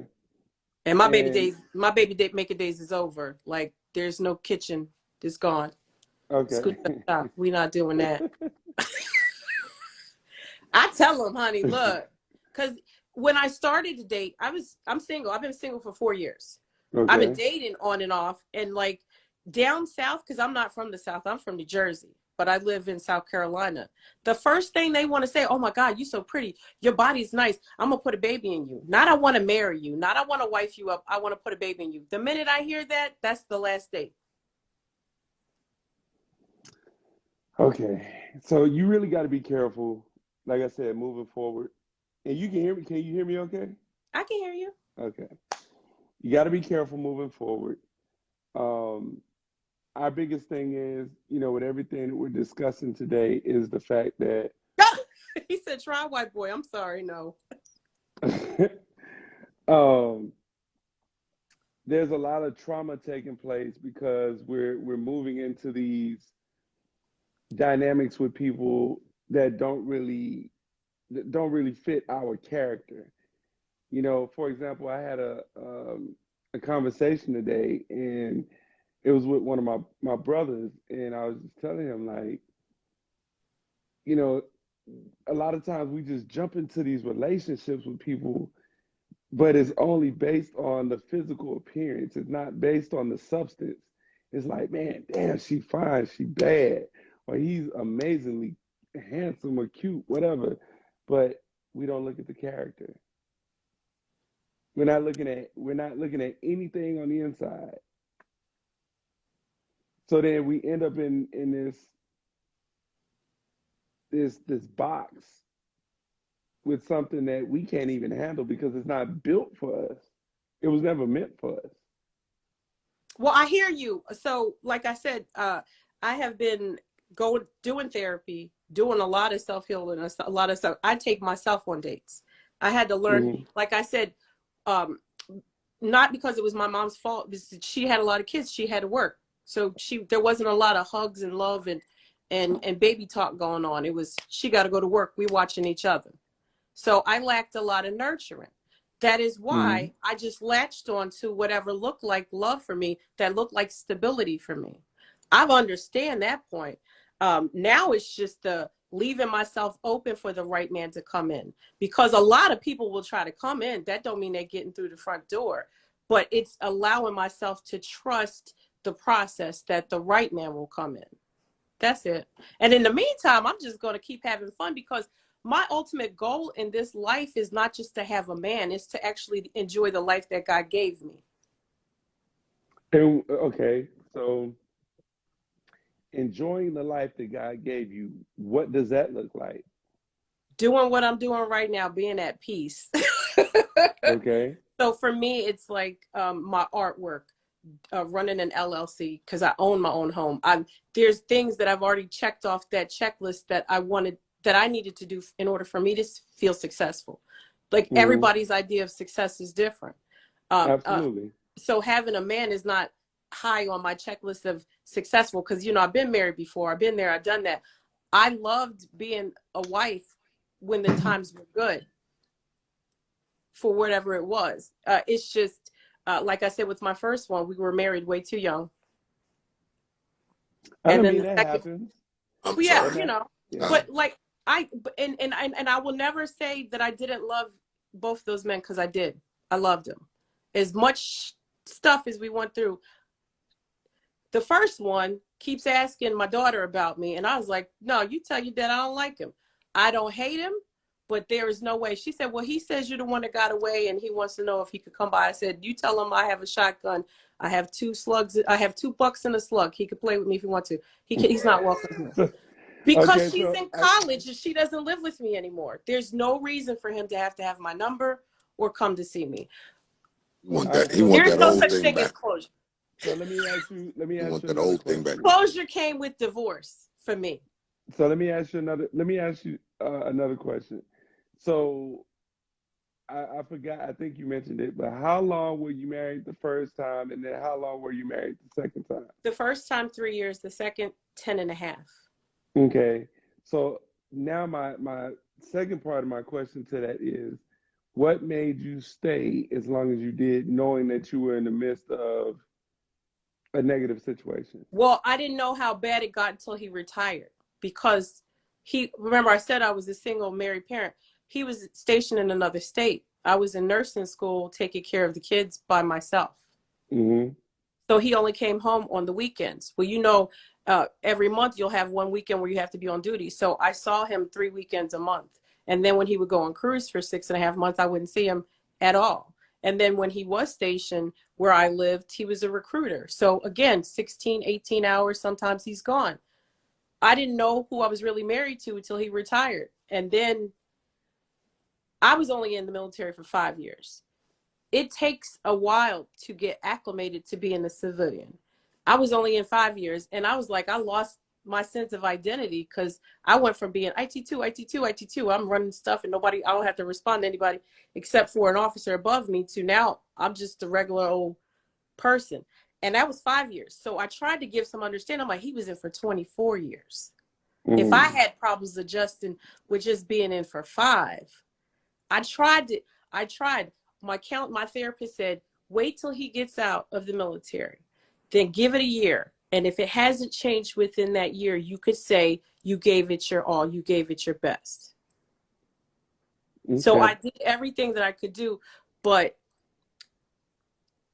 when people get out, they're stressors, and some people take their stress out in ways that are unforgivable. That's all I'll say. I'm gonna tell you this much. I can relate, and I can't wait for the opportunity to put my story together. It's been in the making for some years now. but I totally understand what you're talking about because I my ex was in the military, and there was some things I saw that I kind of ignored or whatnot. But you know, the thing is, at least we learn from it. That's my thing. Did you learn? Do you feel like you learned anything I from? learned a hell of a lot. Okay, and And how I are you always say, applying it though? for me, because I'm always an optimistic person, if I didn't learn anything from those marriages or any relationship that I had, like, what was the point of that? I got awesome kids out of that. Our kids, awesome, freaking awesome kids. They're nerds, they're techie kids, they're gifted and talented. They all play instruments, and my son is teaching himself to code at 11. They're just God just said, here, because you have enough, I'm gonna just give you kids that ain't gonna fuck you up even more. So I got good kids. I'm happy about that. I had to find my voice. I had to learn how to speak up, because I let a lot of shit go, and then I would just go in the bathroom and cry instead of saying, you hurting me, this hurts. Now I'm putting the ball back in your corner. I'm telling you, what you're doing is hurting me. You're either going to change, you're not, and then we're just going to go our separate ways. Okay. Gotcha. I Does appreciate that you for make sense? calling in, love. Thank you. And I appreciate your advice towards the young lady. But I really want There. to. I really want to stay on topic. Okay, You I'm know. going. No, I I appreciate you. don't. Thank you, though. I appreciate it, and I hope that you can join us back on a Monday or a Tuesday or a Thursday or something. I mean, where because that's dating night. You know what I mean? Oh Lord. So Thank you, come baby. back on Y'all Thursday. have a nice night. All right, much blessings. Bye bye. All right.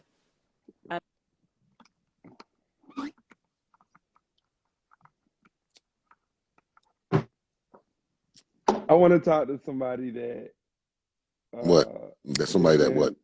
that's been through some real trauma, like from their childhood. I know we got one. I like to get another one.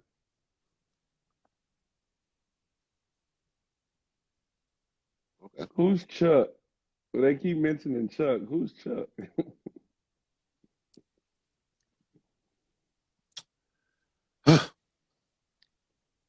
um. Hey man, the Hype Squad is ruthless, bro. Um. Yeah, they can be. Nah, hey, look. I Hey, mean, that. Oh, Yo, what's going on, my brother? yo. what's going on with you? Mr. Let Go. How you doing tonight, brother? I'm doing great. I'm doing great. All How right. y'all doing? I'm blessed, brother. I Man. just had some cheesecake. I'm gonna have to run that off in the morning.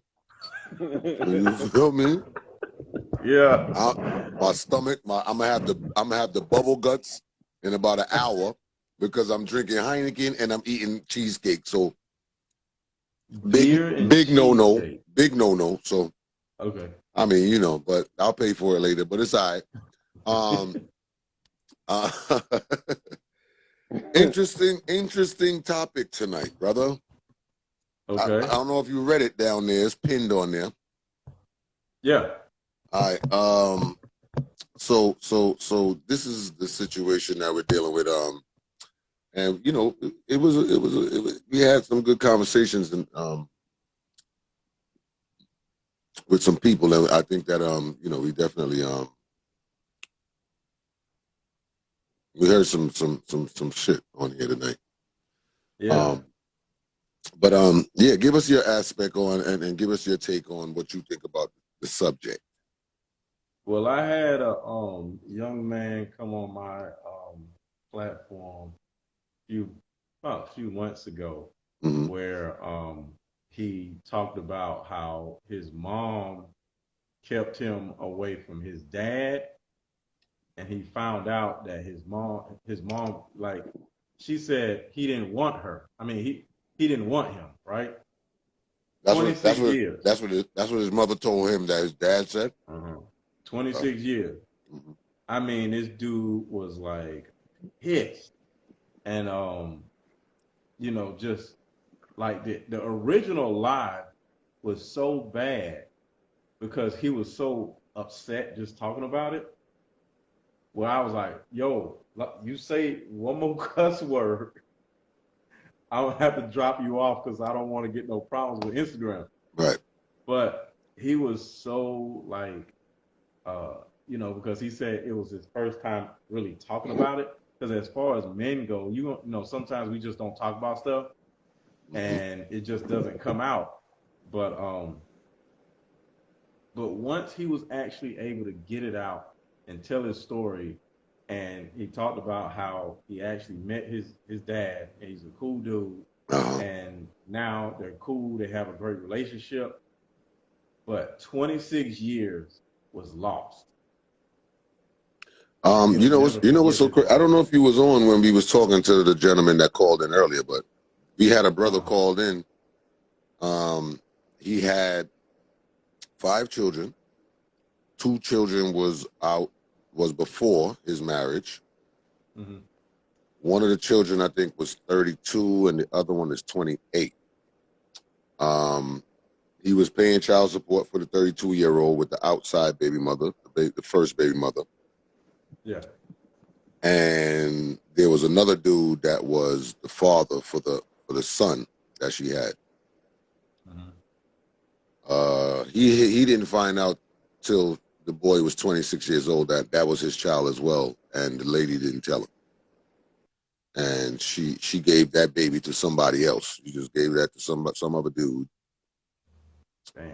I don't even know if I should have asked him that, because I don't even know if the dude know that was his child no more.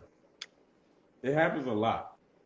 I talked to somebody before who was like, did study on that or whatever. You know, people like to study different things or whatever. Mm-hmm. And it was about some child support, this, how, and there was a certain percentage of how many men actually went to court to try to prove that the child isn't there. Right. And for the best interest of the child, in a lot of cases, the judge will actually say, well, you got to keep paying child support because it's for the best interest of the child. And the child ain't his. Right. You know what I'm saying?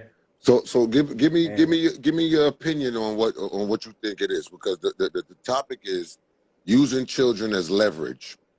Mm-hmm. What are the effects it will have on you and your children? Yeah, one of the effects is trust issues, because if you grow up seeing your parents hate each other, or you grow up seeing your parents not trust each other, or you grow up knowing that your mom lied to your dad about you or whatever, you know, or your dad cheated on your mom with the chick across the street or whatever, that is pure trauma, you know? Because you grow up thinking like the only person or the only people that you've ever trusted, because, you know, you're biologically programmed to trust your parents. But when they don't trust each other, it turns like it's a lot of people who just like, I don't think marriage is for me. And then you'll ask them why, and they be like, because my mom and dad was married, and my dad had a baby on my mom, or my mom did, you know. So a lot of times, man, when we are out here doing what we're doing, we don't realize how much we're traumatizing our kids by how we're treating the mate. Right, absolutely. Like one thing I can always say is, it wasn't perfect, but my kids know to this day I love the hell out of my ex-wife. And I think that is a very important factor for your kid to know that you love their mom. Right. Or for your kid to know that you love their dad. Because it's like, if I love daddy, why don't you love daddy? Whether y'all together or not, why don't you love him? Mm-hmm. Why do you hate somebody that I love? That's confusing to a child. My mom, the person I love, hates the other person I love. What happened? You know what I'm saying? Right. So yeah, it's detrimental. What's up, Drew? You all right?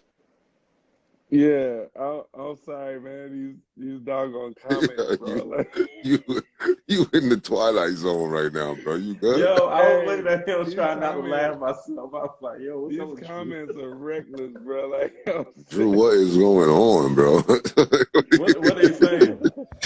Drew is in the twilight zone right now. Yo, he had his hoodie all close. I was like, I'm trying to figure it out. Like, what's going on? I'm like, you getting tired? You ready to end it? What's going he was on, over bro? there looking like Kenny. Hey, Kenny. I was on. I've been looking at the comments. The comments are crazy, bro. I'm gonna add my brother real quick because I know he has been dealing with a lot of this type of situation when as far as with his child's mother. Yeah. Let me see if he's gonna answer. I'm so happy that I didn't have to go through that. I'm so happy I didn't have to go through that. Yeah. He ain't answering. What's going on? Is he still on here? Let me try it again.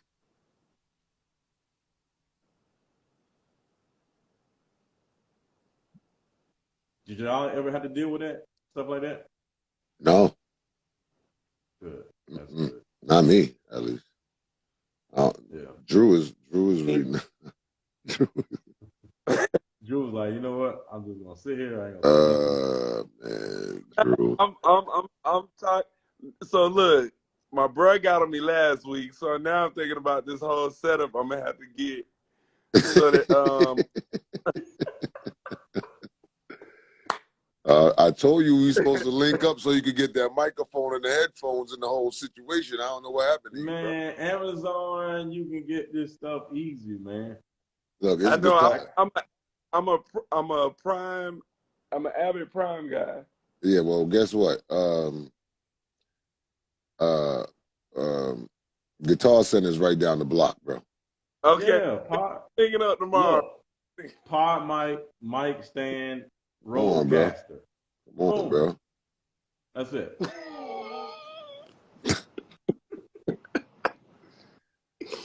Okay. Where your boy at? Where your boy at, bro? Where he at? What are you talking about? The one that you were adding. What happened? Clearly he wasn't adding. Something happened. I don't know. He. Okay. Wow, I'm on. Oh my gosh. How you doing? Wonderful to meet you. How are you? Likewise. I am blessed. I am blessed. So, elaborate on this topic. Talk to me. What do you think? Okay. Have you experienced any of this? Absolutely. Have you dished it out? I became a single mother. My daughter's 17, so okay. It's been a while. Right. But in the first part, there was a lot of resentment and bitterness because there was a bit of abuse in the relationship. And I dealt with verbal as well as physical. So but the one thing that I'm grateful for is that I realized really quickly. And I moved reasonably quickly to get help. Right. It was difficult because at 25 when I got married, my family, they weren't really for the person that I was with, and neither was the guy's mom. They weren't happy with it. My dad was actually crying at the wedding. He was not happy. Yeah. But his mother, you said? His mother wasn't happy. My dad wasn't happy. Okay. Oh, Lord. And the long and short of it is, I had to learn to get over myself. So yes, there was the frustration of he hit me or he did this or that, but then at the same time I had to remember that my daughter was in the midst of it. So every time I wanted to get really upset, it was like a battle. Mm-hmm. And eventually, I think it was maybe like when she got to 2013, about maybe like 10 years ago, I finally got up and I was like, I didn't like the child support. I was kind of like, I'm going to do it by myself. I don't care, whatever. I'll just do what I have to do. But then I realized, wait a second, my kid is going to end up messed up. What are the statistics of girls growing up without a father? And so I found that I would try to get him to communicate with her on a regular, but I couldn't force him to do what he didn't want to do. And he was in America, I was in Canada. So the long distance thing was also an issue.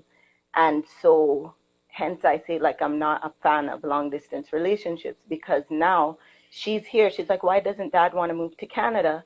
And I'm like, he wants to be in Florida. Well, now he's in Texas, but So yeah, wait. the So whole wait. thing is Hold I on. can't force him. Hold on 1 second. So wait, y'all never lived together?